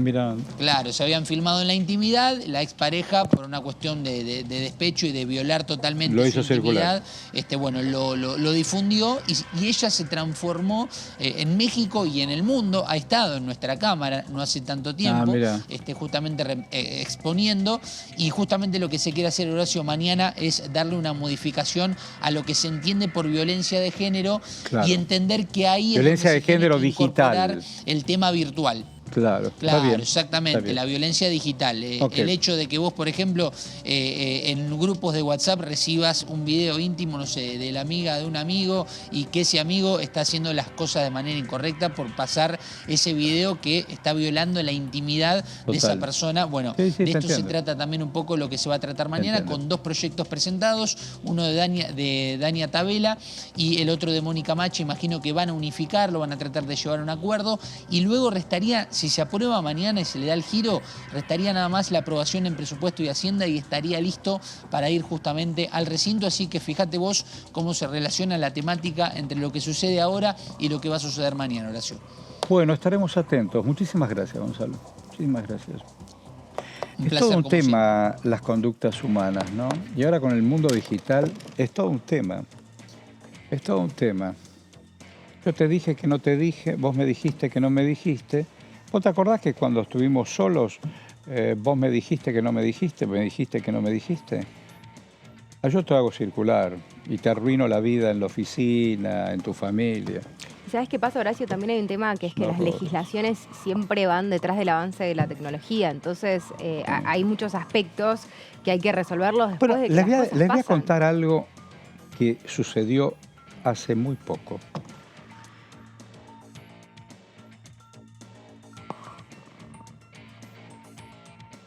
A la salida de un colegio en Buenos Aires, madres entre 30 y 40 años,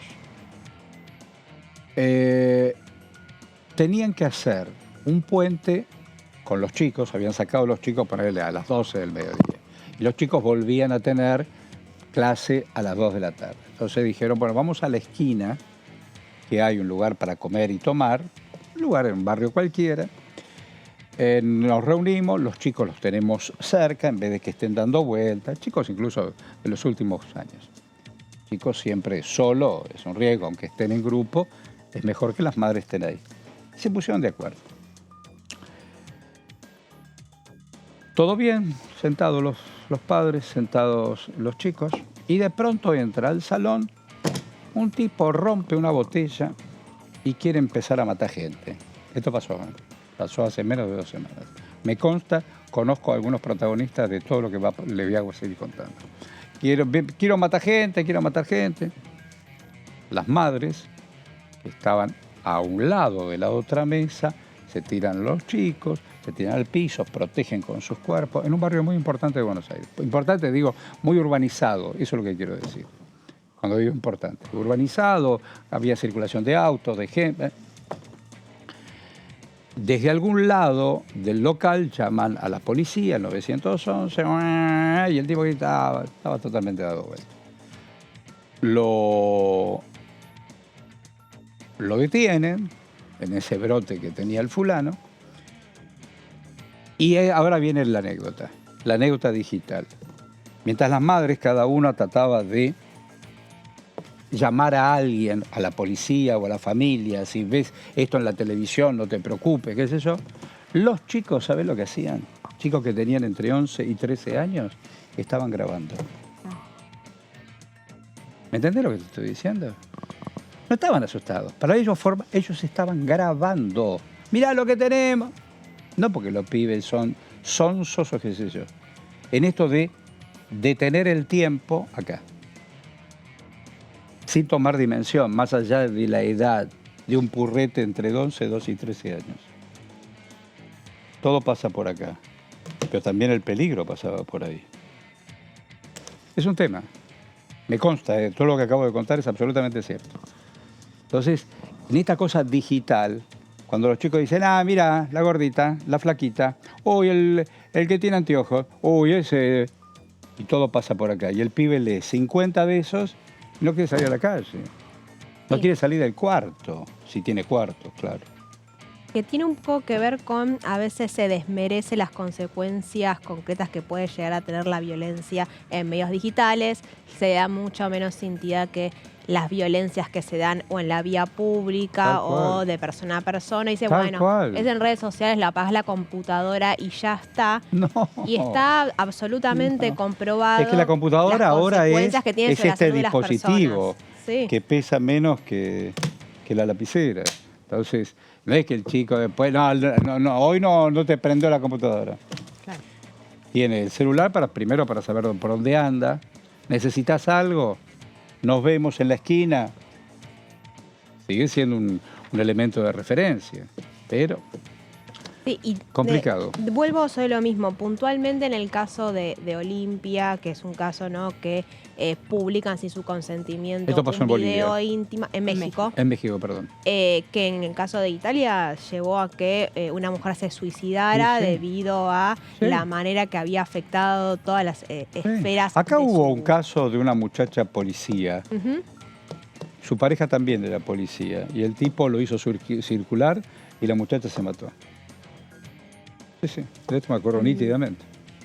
Es un tema. Así que entonces se va a trabajar esto. Se va a trabajar esto, sí. Y que es interesante, porque si un poco se están preparando dictámenes, ¿no? Hay mucho trabajo en comisión, no va a haber al final una sesión esta semana, ni probablemente lo que dure mayo, porque ya termina. Pero si nos ponemos a analizar muchas de las iniciativas que se están tratando en comisión, hay muchas que tienen que ver con cuestiones de género, ¿no? Tenemos la modificación de la ley de violencia de género, pero lo que se está discutiendo ahora con licencias parentales, la que se discutió la semana pasada referida a la reparación para las personas trans que han sufrido en carne propia históricamente la violencia de parte del Estado. Hay como un trabajo que se está dando más allá del un poco la parálisis que lentamente se va asumiendo en la Cámara de Diputados, más allá del juicio político, que es lo único que un poco lo mantiene en marcha. Hay un trabajo de la Comisión de Mujeres y de Diversidad y de Trabajo incluso de, irle prestando atención a algunos temas, preparar dictámenes y si hay espacio y hay quórum y lugar para poder debatirlos, tratarlos y sacar una media sanción. Hay como una línea ahí que está uniendo muchas de las pequeñas reuniones de comisión que estamos viendo en las últimas semanas, que es bastante interesante en ese sentido. Pero bueno, nada que ver, vamos a otro tema porque hasta la semana pasada se especulaba un poco con ONU que iba a haber sesión el día miércoles con temáticas de consenso y ahí hay unos dictámenes ya preparados que tienen un consenso generalizado entre los diferentes bloques del oficialismo y la oposición. Y yo traje esto que lo hablábamos un poquito allá a principio de año, que es el régimen previsional diferencial para combatientes de incendios forestales. Este es un proyecto de García Larrauru, senadora del Frente de Todos, que fue aprobado en el Senado por 51 votos a favor y 10 en contra, y que tenía mucho más gancho a principio de año por los sistemáticos incendios que hay en algunas zonas del país cuando hay sequías o cuando hay faltante de lluvias y se terminan, habiendo muchos incendios y se termina revalorizando la labor que hacen las personas que combaten incendios forestales. En esa línea, García Larrauru, senadora de Río Negro, lo que hace es presentar un proyecto para un régimen previsional diferencial, tiene la media sanción y se empieza a tratar en la Cámara de Diputados. Puntualmente, ¿qué es lo que sostiene el proyecto? Sostiene que establece un régimen previsional especial para las y los trabajadores y trabajadoras que se hayan desempeñado como combatientes de incendios forestales y o rurales en organismos nacionales y o provinciales. ¿Cuál es el alcance? ¿A quiénes beneficiaría este régimen previsional? Vamos a la próxima placa. Van a tener este beneficio los brigadistas varones a partir de los 57 años, recordemos que hoy en día la fecha para las jubilaciones es de 65 en los hombres, y a las brigadistas mujeres a partir de los 50 años, recordemos que hoy en día es de 60. Hombres y mujeres brigadistas tienen que haber acreditado 25 años de servicios en unidades operativas de lucha contra incendios forestales o rurales, en los cuales de esos 25 años, al menos 15 van a tener que haber sido combatiendo en tareas de de supresión de los fuegos en el terreno, ¿no? No solamente de oficina, sino 15 años en el terreno, porque explica un poco las consecuencias que han tenido sobre la salud de los combatientes de incendios forestales, ¿no? Trabajar con el humo, exponiendo la propia vida a la hora de apagar el fuego. El haber mensual de las jubilaciones va a ser equivalente al 82% móvil de la remuneración mensual del cargo que tuviera asignado al momento del cese. Y para cerrar, y después vamos a introducir un poco la discusión, ¿no? Porque hay que ver cuáles son las posibilidades de conseguir muchos acuerdos en un contexto en el cual muchas de las plataformas electorales tienen que ver con una reforma previsional. Las reformas laborales por un lado, pero también las reformas previsionales, un tema que se está discutiendo en todo el mundo con las consecuencias que ya vimos que tuvo en Francia, con muchas, digamos, revueltas populares, pero hay ya muchos diputados, diputadas y candidatos que están planteando la necesidad de modificar y tal vez ampliar la edad jubilatoria. Y para este tipo de premisas, siempre que se proponen regímenes especiales que obviamente implican reducir la edad jubilatoria, genera discusiones muy acaloradas en el Senado de la Cámara de Diputados. El escenario a principio de año era muy distinto, me parece, al que va a ser hoy en el medio del contexto electoral. Vamos a la última placa. Hay algo también, ¿no?, que tiene que ver con lo que decías al principio de en qué momento se empezó a tratar este proyecto, cuándo tuvo la media sanción en el Senado. Digo, algo que termina sucediendo con la gran mayoría de los proyectos, que muchas veces tienen que ver con, bueno, cuál es el calor de lo que está viviendo la agenda en este momento, qué es lo que está pasando en lo coyuntural, que, bueno, lleve a dar estas discusiones en las cámaras.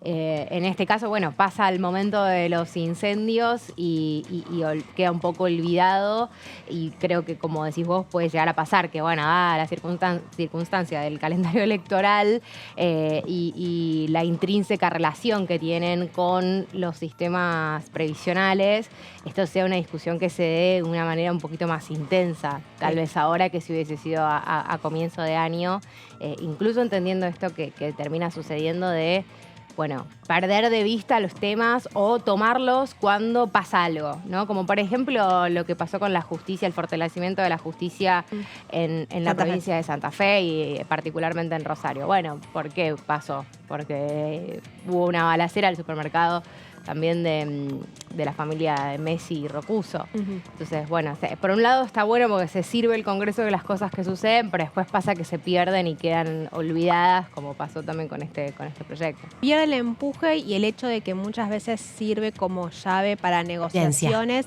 entre dos sectores que muchas veces resulta imposible, ¿no? Y los contextos electorales nuevamente tienden a polarizar las posturas respecto a cualquier tema. Y de vuelta, ¿no?, con la discusión en torno al rol del Estado, el gasto del Estado fundamentalmente, sectores que incluso del radicalismo habían acompañado la medida de una modificación del régimen previsional. Bueno, hay que ver cómo se plantea en este contexto de la discusión, con un Juntos por el Cambio de vuelta, buscando competirle el voto a Javier Milei, mucho de la discusión que está dada en términos de, bueno, si pueden haber tantos regímenes especiales y qué costos les genera al Estado. ¿Cuáles son los argumentos que sostiene el proyecto de por qué un régimen especial para los combatientes del fuego? Las tareas de combate de incendios forestales son consideradas una labor de riesgo, ya que están vinculadas a la presencia, obviamente, del fuego, gases tóxicos y altas temperaturas. El universo potencial hoy que afectaría a este régimen especial, estamos hablando de 876 trabajadores y trabajadoras, 496 brigadistas de nación y 380 brigadistas provinciales. ¿Por qué traigo este dato? Porque un poco cuando se está dando la discusión en el Senado decían, están planteando a ver cuál va a ser el costo fiscal de una medida que va a afectar al final del día a 876 personas. La discusión es más bien de posturas políticas ideológicas frente a un tema que el concreto costo fiscal que va a tener sobre las arcas del Estado, que haya un régimen especial para menos de 900 personas. Pero bueno, era una de las iniciativas que se estaban considerando para incorporar en el temario de una sesión para el miércoles. La sesión del miércoles no será por muchos de los motivos que estábamos charlando. en principio porque hay muchos diputados y diputadas que no están, ya sea en China o estén en sus provincias, así que el jefe del bloque del Frente de Todos, Germán Martínez, está viendo de trabajar, a ver de mantener, si no una sesión por mes, seguir manteniendo activo el Congreso y buscar resquicios que impidan que las elecciones terminan paralizando del todo el Congreso de la Nación. Este era uno de los proyectos. Bueno, vamos a ver qué pasa. Es muy oportuno el tema este que voy a presentar. Hay un mano a mano con una entrevista de estas que me han dado la oportunidad de poner al aire los viernes a las 23 acá en Diputado TV. Yo vi una foto de Bourget. Bourget viene del radicalismo, más allá de que hoy está en Juntos por el Cambio. Y lo vi en una foto. Pero es un hombre que también representa a un sector del campo productivo, con todos los líos, idas y vueltas, con una sequía brava y con pronósticos de buenas lluvias. Pasa que en el medio hay que bailar, en primera persona y como país, porque también todas las expectativas, ahora se fue a buscar plata, si la sequía no hubiera sido tal, otro sería el cantar en el Banco Central.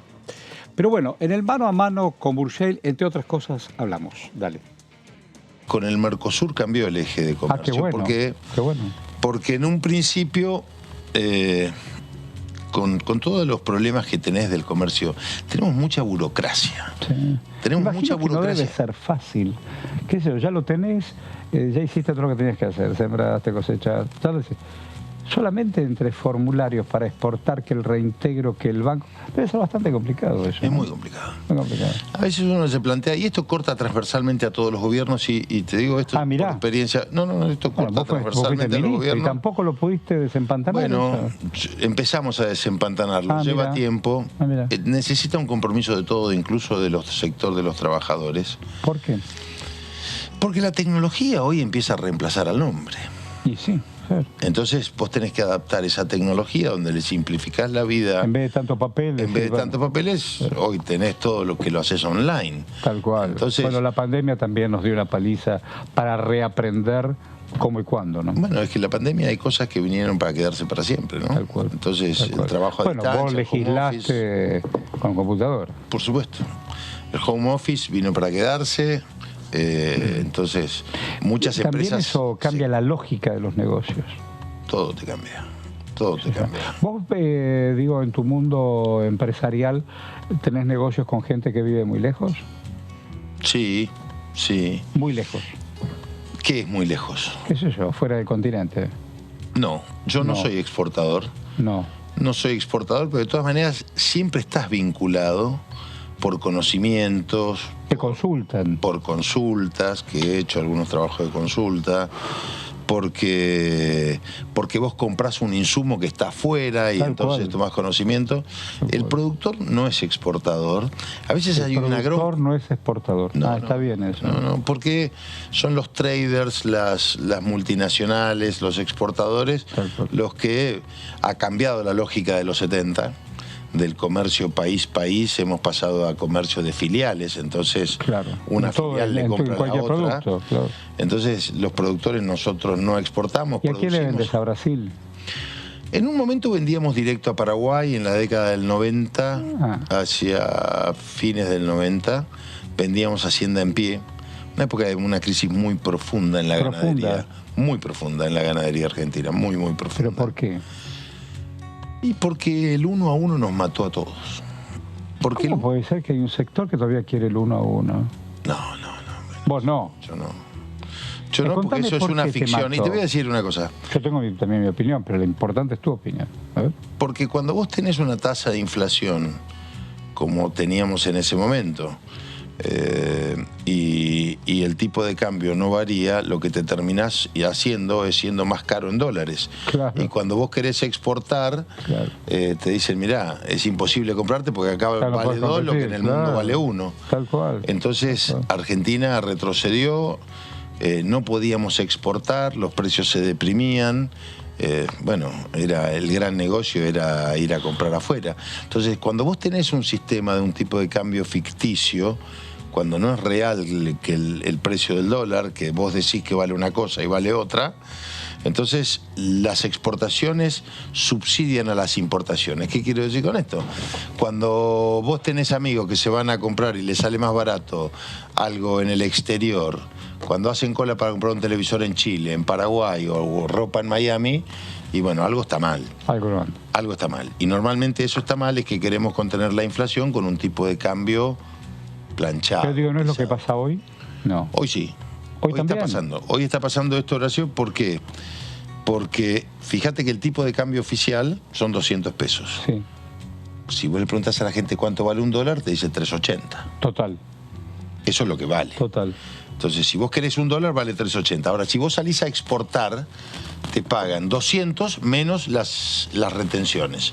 Entonces, un productor de soja, y si ya que me metés en este baile, un productor de soja cobra 200 menos 33%, son 66 pesos menos, cobra 134 o 136 pesos un dólar, cuando en el mercado vale 380. ¿Qué pasa con eso que vos haces? Te estás atrasando tecnológicamente. Entonces, claro, porque vos necesitas comprar algo. Porque es lógico de comprar. El tornillo de la... Y es importado. Muchas veces es importado. Y si no es importado el tornillo, los insumos del argentino que fabrica, los fertilizantes en su mayoría son importados. La maquinaria agrícola tiene un precio internacional. Y una vigencia, ida y vuelta. Es un tema, porque decían, ¿para qué quiero dólares? Fertilizante, los componentes de la metalmecánica. Y además después hacer cuentas, cuánto vendo, cuánto compro. Es un tema. Es un tema que todavía estemos pendientes. Ayer estaba escuchando, no sé quién, sí, ya sé quién estaba escuchando, decir la reserva en dólares que tiene China. Los millones. Muchos ceros. Muchos ceros. Bueno, pues ellos son socios. Los gringos son socios todo el tiempo. ¿Quién le consume? Pero lo que sucede es que un día vino una diputada y nos va a contar otra historia. Ya se puede sentar tranquilamente para pensar en voz alta, nos va a ayudar. Bueno, en muchas comisiones está nuestra invitada, ¿no? Vamos a preguntarle a Romina.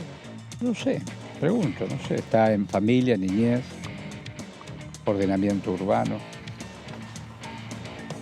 Ella es Romina del Plan. Y ahora le dan plano, mirá. Clean. ¿Qué tal? ¿Cómo están? ¿Cómo le va? Buenos días. Buen día. En 3 comisiones estoy. Estoy, como mencionaste, en vivienda y ordenamiento urbano, en familia y estoy en educación. Comisiones que no se han reunido prácticamente Recién hablábamos nunca con las compañeras el tema de, hoy a la mañana estaban en el tema de la violencia digital, sobre todo en cuestiones de género, la violencia contra las mujeres. Sí, muy serio el tema. Bravo el tema. Eso se va a trabajar en la Comisión de Mujeres. Bueno, la verdad que el problema es más integral, ¿no? Que tiene que ver con lo que nosotros siempre denunciamos, una situación de impunidad como regla general frente a la violencia de género, tanto en el plano concreto, físico y psicológico, económico, como cómo sería de otra manera en el plano digital, ¿no? O sea, Bueno, vos que acabás de mencionar un tema. Porque vos sos mujer, a vos te voy a pagar menos. A vos te voy a pagar menos. Sí, ven a la fábrica, te pago menos. ¿Y por qué me vas a pagar menos? Y no, porque hay 3 días que te duele la barriga, o tenés que cuidar al pibe. No, y eso pasa, bueno, eso es la violencia. Y vos sabés que las mujeres somos, yo no porque trabajo como docente, pero el grueso de las mujeres son las que están en primer lugar con el trabajo precarizado, justamente por esta situación. ¿Vos sos docente hace cuántos años? Y 27. ¿Y tenés compañeras y compañeros y las compañeras siempre están precarizadas? Sí, sí. En docentes, viste, está digamos, la gran conquista del estatuto del docente, sin embargo va avanzando la precarización laboral, porque vos fijate que la regla hoy son los programas fines, todos los que son los llamamos programas socioeducativos, que son por contrato. Entonces, quien no logró entrar a tomar horas o un cargo, sea en la Ciudad de Buenos Aires, en la provincia o en cualquier provincia, en el sistema educativo formal, ¿qué le queda como alternativa? Y bueno, por ejemplo, horas o módulos fines, pero los módulos fines son cada 4 meses. O sea, trabajás 4 meses, chau, te quedaste sin trabajo. Otros 4 meses sin trabajo. Y hasta que además lográs cobrar es una locura. ¿Cómo se trabajo factura eso? No son monotributistas, sino es un contrato a término. Pero 4 meses y después no tenés la certeza. Y bueno, por supuesto, lo cual es un problema. Nosotros lo denunciamos y justamente somos muy críticos de las direcciones sindicales que presentan esto incluso como un triunfo, es un desastre, ¿no? Hay que crear más cargos en la educación formal. Sí, Constanza y María, que la reunión del 31, la sesión del 31, sobre todo entendiendo el viaje de Massa, Cecilia Moró, también me contaste Penaca. Máximo Kirchner. Entonces puede caerse la reunión del 31. Hasta donde nosotros entendemos ya cayó. O sea, no llegó a ver la luz. Los temas no eran tan igual para debatir, pero igual no hubo una sola sesión en mayo. No, yo sinceramente te voy a decir que no sé ni cuáles eran los temas que pensaban, porque no nos llegaron ni los... ¿Cómo se diría? Ni los intercambios temáticos. Murió antes de que naciera, claro. Pero el problema que tenemos es una crisis política fenomenal, ¿no? Sí. Tenemos, por un lado, un gobierno que está tratando de ver cómo llegan las elecciones en un cuadro cada vez más agudo de crisis económica, de un ajuste brutal, porque harán actos, hablan del pueblo, cuentan una historia que no tiene nada que ver con la realidad sobre, lo que han sido los 20 años de Néstor. Digamos, y esto hay que ser muy claros. Toda la historia que conocimos y las definiciones que dijeron, que la década del 90 superamos, porque antes había gobiernos que privatizaban todo. ¿Perdón? Los Kirchner estaban en la primera fila de la privatización de YPF. En la primera fila. No hace falta ni que yo lo diga. Pueden ir a buscar cualquier archivo donde decían que Menem había sido el mejor presidente de la historia y que además militaron por la privatización de YPF. Entonces es todo un cuento. Bueno, más allá del cuento, lo que tenemos acá es un ajuste fenomenal reclamado por el Fondo Monetario, que aún reclama un ajuste todavía más fuerte sobre una población que no aguanta ningún ajuste más. Y en este sentido, también en la oposición de derecha también hay una discusión fuerte de cómo debería ser un gobierno, porque todos comparten la agenda del ajuste, ¿no? Lo único que discuten es, si va a ser más gradual, menos gradual. ¿No? ¿Viste lo que pasó en España? Bueno, entonces el problema... Ahí las compañeras tienen previsto algunas preguntas, por favor. En este sentido, ¿no? que recién mencionabas de las discusiones que se dieron, sobre todo públicamente en los últimos días, el fin de semana largo, a partir del acto también y demás, se mencionó también, lo mencionó la vicepresidenta, la idea por lo menos de hacer una modificación de lo que es el acuerdo con el Fondo Monetario. Sabemos claramente que vos estuviste en contra de ese acuerdo. ¿Crees que es posible que se vuelva a renegociar o a ir para atrás con este acuerdo? ¿Que eso puede ser más beneficioso? Mira, yo creo que el primer problema acá ha sido la aceptación de la deuda, ¿no? Eso tenemos que tenerlo claro. O sea, el primer punto acá de origen es que se aceptó y se le dio una legalidad, una legitimidad a una deuda que era completamente ilegítima, que se podría haber rechazado del minuto 1 en lugar de convocar a la comisión de búsqueda de no sé qué cosa y la denuncia de no sé qué cosa, que todos sabían que no iba a tener ningún andamiento, que era la excusa para decir, estamos reconociendo en nombre de la continuidad jurídica del Estado, estamos reconociendo la deuda y mientras tanto distraemos a los propios, incluso no a los otros, a los propios, los distraemos diciendo que vamos a investigar a los culpables. Por supuesto, nadie investiga a ningún culpable de nada. Entonces, se ha aceptado esa deuda. Entonces, el primer problema es ese. El segundo tema es que esta negociación no la ignoraba la vicepresidenta, ni la ignoraban la Cámpora, ni la ignoraban ninguno de todos ellos. Es más, avalaron, fueron los que empezaron con la teoría del FMI bueno. No nos olvidemos, nosotros somos muy memoriosos. La teoría ahora viene el FMI bueno, ahora viene otra cara y... Es más, nos han contestado riéndose. Yo me acuerdo, no me voy a olvidar, una de esas reuniones que se hacían en la pandemia, que no fue pública, que era una reunión con presidentes de bloque, donde yo les hice una serie de cuestionamientos a Guzmán, estaba Guzmán, Máximo, Alberto, Massa, todos los presidentes de bloque. Yo cuestioné lo que se estaba negociando, se rieron como diciendo, ay, esta chica que se porta mal, más o menos así, porque empezó así la reunión, con Massa diciéndome te vas a portar bien, como si estuviéramos en la escuela secundaria. y después se reían, ay, como si fuera tan fácil. Y después, un tiempo después, resulta que ese acuerdo tenía todos los males que nosotros dijimos, nada más que mucho tiempo después, sin haberlo denunciado, sin haberse movilizado en contra, sin haber advertido nada y siendo espadas centrales del gobierno que lo está aceptando. Entonces, hay una contradicción muy fuerte acá en el kirchnerismo, que hay que ser muy rigurosos, porque si no nos dejamos engatusar y parece que los problemas que tenemos salieron de un repollo, ¿no? No salieron de un repollo, salieron de una política de gobierno que integran y que avalan. Entonces, la idea de la renegociación también es una zanahoria y es una especie de coartada. Ahora, está claro que el fondo en un punto va a tener que renegociar algo si quiere que se pague, ¿no? Ya hubo una primera renegociación, va a tener que renegociar algo si quiere que se puedan sostener los pagos. Pero eso no implica de ninguna manera una situación beneficiosa, porque cada cosa que el FMI permite, y hay que ver si se renegocia con este gobierno. Quizás esperen a ver si hay un cambio de gobierno, entonces renegociarán con un sector de derecha que quizás les dé una mayor garantía, eventualmente. Digamos, acá la elección falta tanto que todo en Argentina todo es difícil de afirmar. Pero quizás quieran mayores garantías. Ahora, está claro que cualquier cosa que el FMI no solo revisa, sino aún con el acuerdo actual, el FMI viene con una listita. Exigencia. Acá hay un programa, ¿no? A mí me llama la atención cuando algunos medios dicen, bueno, el gobierno no tiene un programa. ¿Cómo que no tiene un programa? El gobierno tiene el programa del fondo. Claro, es un embellecimiento decir que no tiene un programa. Es notable porque lo dicen hasta periodistas de derecha. Dicen, bueno, acá no hay un programa económico. ¿Cuál es el programa económico? Mentira, es un embellecimiento. Sí, hay un programa económico. Es el del fondo. Es el de la persecución a los jubilados, de llevar las jubilaciones al mínimo. Es este programa de una devaluación permanente que abarata el costo de la mano de obra a un nivel fenomenal.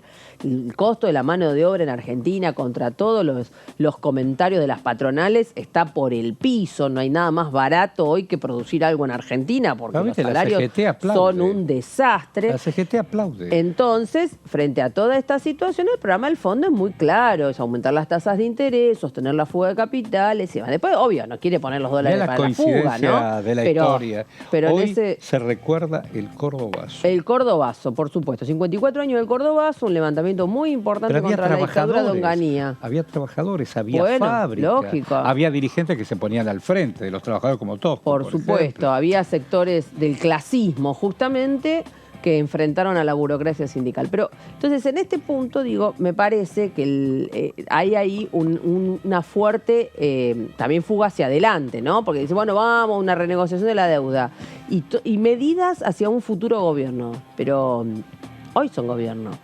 Entonces, esta idea de colocarse de nuevo en la idea de que no son el gobierno, de que entonces la vicepresidencia pareciera que no pueden hacer nada cuando han tenido los principales resortes, las principales cajas del Estado y demás, es una coartada que me parece que hay que advertirla. Entonces, el punto para mí central es que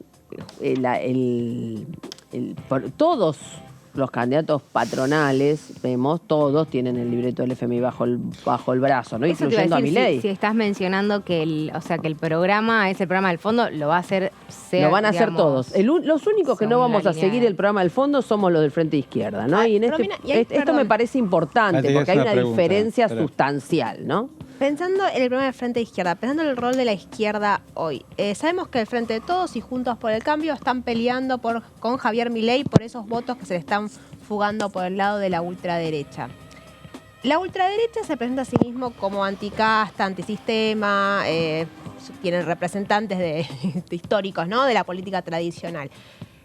Sabemos algunos de los problemas que tiene el Frente de Todos y tiene Juntos por el Cambio. Ahora, ¿por qué la izquierda, que es un sector que ha sido siempre, ¿no?, antisistema, no está logrando captar esos votos? Porque ahí tampoco la izquierda está pudiendo captar a toda esa masa de personas jóvenes y grandes que están en una situación muy problemática frente al avance de la situación económica. Entonces, ¿qué análisis haces ahí de cómo está actuando la izquierda para captar a todo ese sector? Bueno, un poco y un poco. Empecemos por lo siguiente. Nosotros venimos de hacer una intervención muy fuerte en una gran movilización nacional de la unidad piquetera, donde el Polo Obrero ha tenido un gran protagonismo. Eso terminó confluyendo en algo que entendemos es un triunfo del Frente Único de Lucha, que hubo un acto común con la UTEP, organizaciones oficialistas, que tuvieron que hacer un acto con la unidad piquetera denunciando el ajuste del gobierno que integran. Eso es un triunfo en el sentido de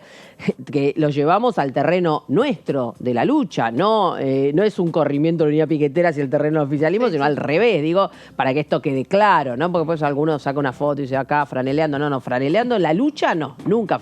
En la lucha no se franelea. La lucha uno lleva a los que sostienen al gobierno al terreno tuyo de denunciar al propio gobierno. Entonces venimos protagonizando eso, venimos desenvolviendo procesos de lucha importantes en la docencia en distintos lugares del país, venimos de algunos procesos de lucha en el movimiento obrero. Entonces esto me parece que es algo que quizás en los grandes medios no se registra, pero la izquierda tiene una organización permanente, independiente. Nosotros, especialmente desde el Partido Obrero, una intervención fuerte por abajo, que tuvo un salto en los votos en 2021. Nunca nos olvidemos que hemos tenido un gran crecimiento en el conurbano, que no es solo un crecimiento electoral, sino que es un crecimiento en inserción en las barriadas, en las escuelas, en los lugares de trabajo, y que eso ha tenido ese reflejo en ingresar con los concejales a 5 distritos muy populosos, 4 del Gran Buenos Aires, 1 del interior. Lo de Vilca fue muy importante. O sea que viene este salto. Hubo la gran elección en Jujuy, también una gran elección en algunos municipios de Misiones, sorteando todo este andamiaje de tanta confusión electoral en los modos de votación, colectoras, ley de lemas, todos mecanismos para el fraude electoral y demás. O sea, venimos sorteando todo eso y venimos presentándonos. O sea, que acá hay un primer tema, que la izquierda tiene una presencia nacional, militante, real, interviniendo y en algunos lugares en desarrollo. Por otro lado, nosotros tenemos un debate al interior del Frente de Izquierda que tiene que ver justamente con esta inquietud tuya, que es totalmente legítima. A ver, que tiene que ver con cómo hacemos para que justamente la izquierda no pase a ser, después del salto inicial del Frente de Izquierda, que ha sido una conquista y de un salto incluso electoral con representaciones, cómo no pasamos a ser parte del paisaje. Y nadie piensa que algunos hacen esa asociación, y acá varias veces lo he tenido que clarificar. La izquierda, el Frente de Izquierda, no es, ni puede ser, ni debe ser la pata izquierda del kirchnerismo. Digamos, la pata del kirchnerismo consecuente. Eso no corresponde, no es nuestro programa. No es nuestro programa, no es nuestra orientación. Entonces nosotros proponemos... ¿Quién te lo propuso? Pon una pausita. ¿Quién te lo propuso? ¿Cómo que nos lo propuso? Nosotros, digo, muchas veces hay esta asociación, y bueno, porque como se plantea erróneamente que el kirchnerismo, que incluso el gobierno del Frente de Todos, sería la izquierda, entonces nosotros vendríamos a ser un sector de la izquierda de la izquierda. Bueno, esto no es así. La izquierda, ni el gobierno del Frente de Todos tiene nada que ver con la izquierda, ya dijimos, es el programa del Fondo Monetario, ni el Frente de Izquierda es la pata izquierda del gobierno. ¿Y vos te confrontás con tus compañeros y compañeras? Entonces nosotros tenemos desde el Partido Obrero un debate al interior del Frente de Izquierda, porque nosotros entendemos, y ya lo vengo planteando, es público, que tiene que haber un gran debate de cómo, y por eso proponemos un congreso del Frente de Izquierda, de cómo proyectamos a la izquierda como una alternativa de poder, justamente por este tema. No podemos ser parte del paisaje, no podemos contentarnos con ver si colocamos un diputado más, un diputado menos, 2 diputados más, y que eso sea realmente el cambio del fiel de la balanza. No es así, no ese es el rol que tiene que tener la izquierda revolucionaria en Argentina. Y en ese sentido, a este planteo del Congreso del Frente de Izquierda, algunos de los partidos que integran el Frente dijeron que no, pero el MST dijo que sí. Así que vamos a convocar un plenario abierto de la izquierda y los luchadores el próximo 17 de junio en Plaza de Mayo. Desde ya invito a todos y a todas a que vengan, a que lo sigan.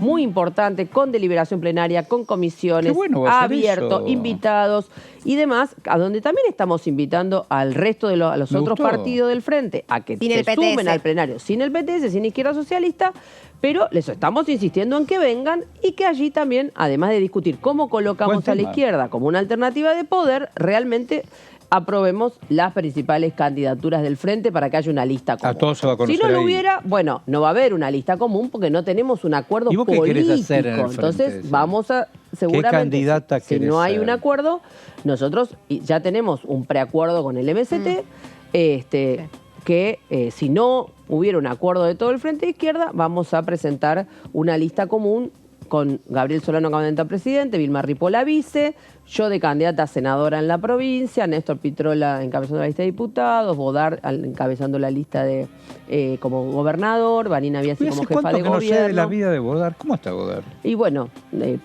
como precandidato a gobernador por el MST en esta lista de Frente Izquierda, pero que la vamos a ratificar y a corroborar en el plenario, y todavía nosotros dejamos la puerta abierta a que efectivamente vengan a discutir.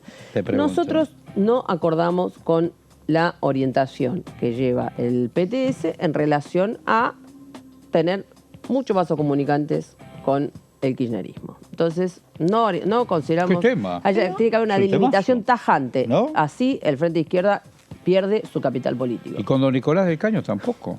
Bueno, ellos están defendiendo esta orientación. Estamos en un debate interno sobre cuál debe ser la orientación principal del Frente de Izquierda. Bien. Por supuesto, somos ¿Cómo del mismo anda el partido. libro de Solano? Muy bien, Ana. ¿Se vende bien? Se vende muy bien. Hay un gran debate. Ha sido un elemento de una gran polémica. En la tele con los muchachos de Milei.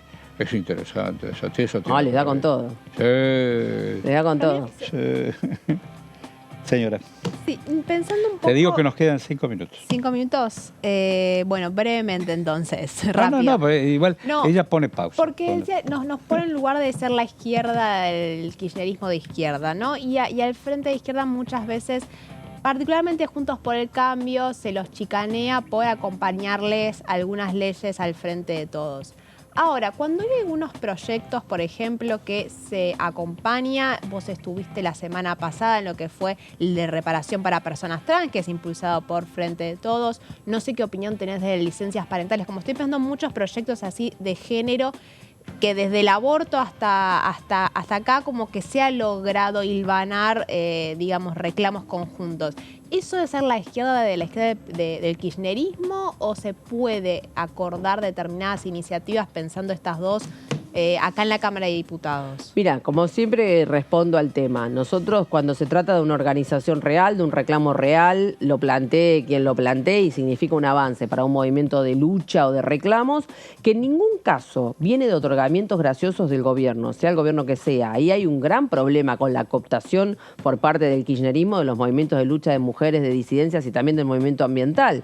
Es un problemón, porque justamente, ¿qué pasa? Terminan cooptando, pasan a ser funcionarias y se olvidan del resto de los problemas. Es el gran tema del fracaso del Ministerio de Mujeres. El gran fracaso del movimiento de mujeres viene por ahí. Entonces nosotros, desde el Frente de Izquierda y especialmente desde el Partido Obrero, siempre analizamos cada proyecto y cada tema punto por punto. Y ustedes han visto que ha habido temas donde, digamos, quien tomó la punta en algún tema y correspondía sentarse de Juntos por el Cambio, nos hemos sentado. Pocos, bueno, porque obviamente es difícil que venga algo más o menos pasable por ahí. Y con el gobierno hemos tenido claramente diferencias de fondo y estratégicas con cada uno de los temas donde hemos denunciado y hemos defendido nuestra posición. Está claro que de uno y otro lado nos acusan de ser funcionales a los otros y a mí me da risa cuando quienes son votantes de, por ejemplo, del Frente de Todos, le reclaman al Frente de Izquierda que actúe como si fuéramos el Frente de Todos. No, por algo somos el Frente de Izquierda y por algo tenemos los votos del Frente de Izquierda y tenemos que hacer lo que es el programa del Frente de Izquierda y en ese sentido, por ejemplo, en el tema de la reparación histórica para travestis y trans, es clave. Nosotros fuimos con nuestra organización 1969, justamente de las diversidades, grandes impulsores de la lucha porque se imponga el cupo laboral travesti trans. Claro. Y ahora somos grandes protagonistas y como yo lo dije en la comisión, todo lindo, pero acá hay que ver que si las cosas que se aprueban después se aplican y se tienen que aplicar para todos, no para los amigos de los amigos de los amigos de los funcionarios. Si no, no tiene ningún sentido. Entonces, nosotros intervenimos en tanto es un reclamo de las organizaciones y el proceso de lucha y también marcamos nuestra delimitación en relación a estos temas. Tengo un minuto. ¿Querés una pregunta cortita? Sí, brevísimo. Y brevísima te pido la respuesta, tengamos un minuto. Diferencias entonces con el PTS, por lo menos en lo que compete a esta Cámara. O sea, ¿en qué puntos específicos es donde no hay acuerdo respecto de algunas votaciones o las disidencias? No, hemos tenido algunas diferencias. De conjunto tenemos un acuerdo de intervención parlamentaria que ha funcionado bastante bien entre los dos partidos. Pero, por ejemplo, tenemos nuestras disidencias en relación a hacer ciertos gestos al oficialismo, el impuesto para la policía aeroportuaria, por ejemplo, ha sido una diferencia. Hemos tenido una diferencia allí, hemos tenido también una diferencia en su momento sobre habilitar o no el debate sobre la boleta única, ¿se acuerdan? Bueno, pero eso tiene que ver con un debate táctico que puede ocurrir. Nosotros tenemos un debate más de fondo con el partido, ni siquiera con los compañeros o compañeras que integran la banca. Un montón de gracias como siempre. Gracias Romina. Chicas, María. Hasta mañana. Hasta mañana. Y vos no te vayas. Quédate en Diputado TV. Gracias. Hasta mañana.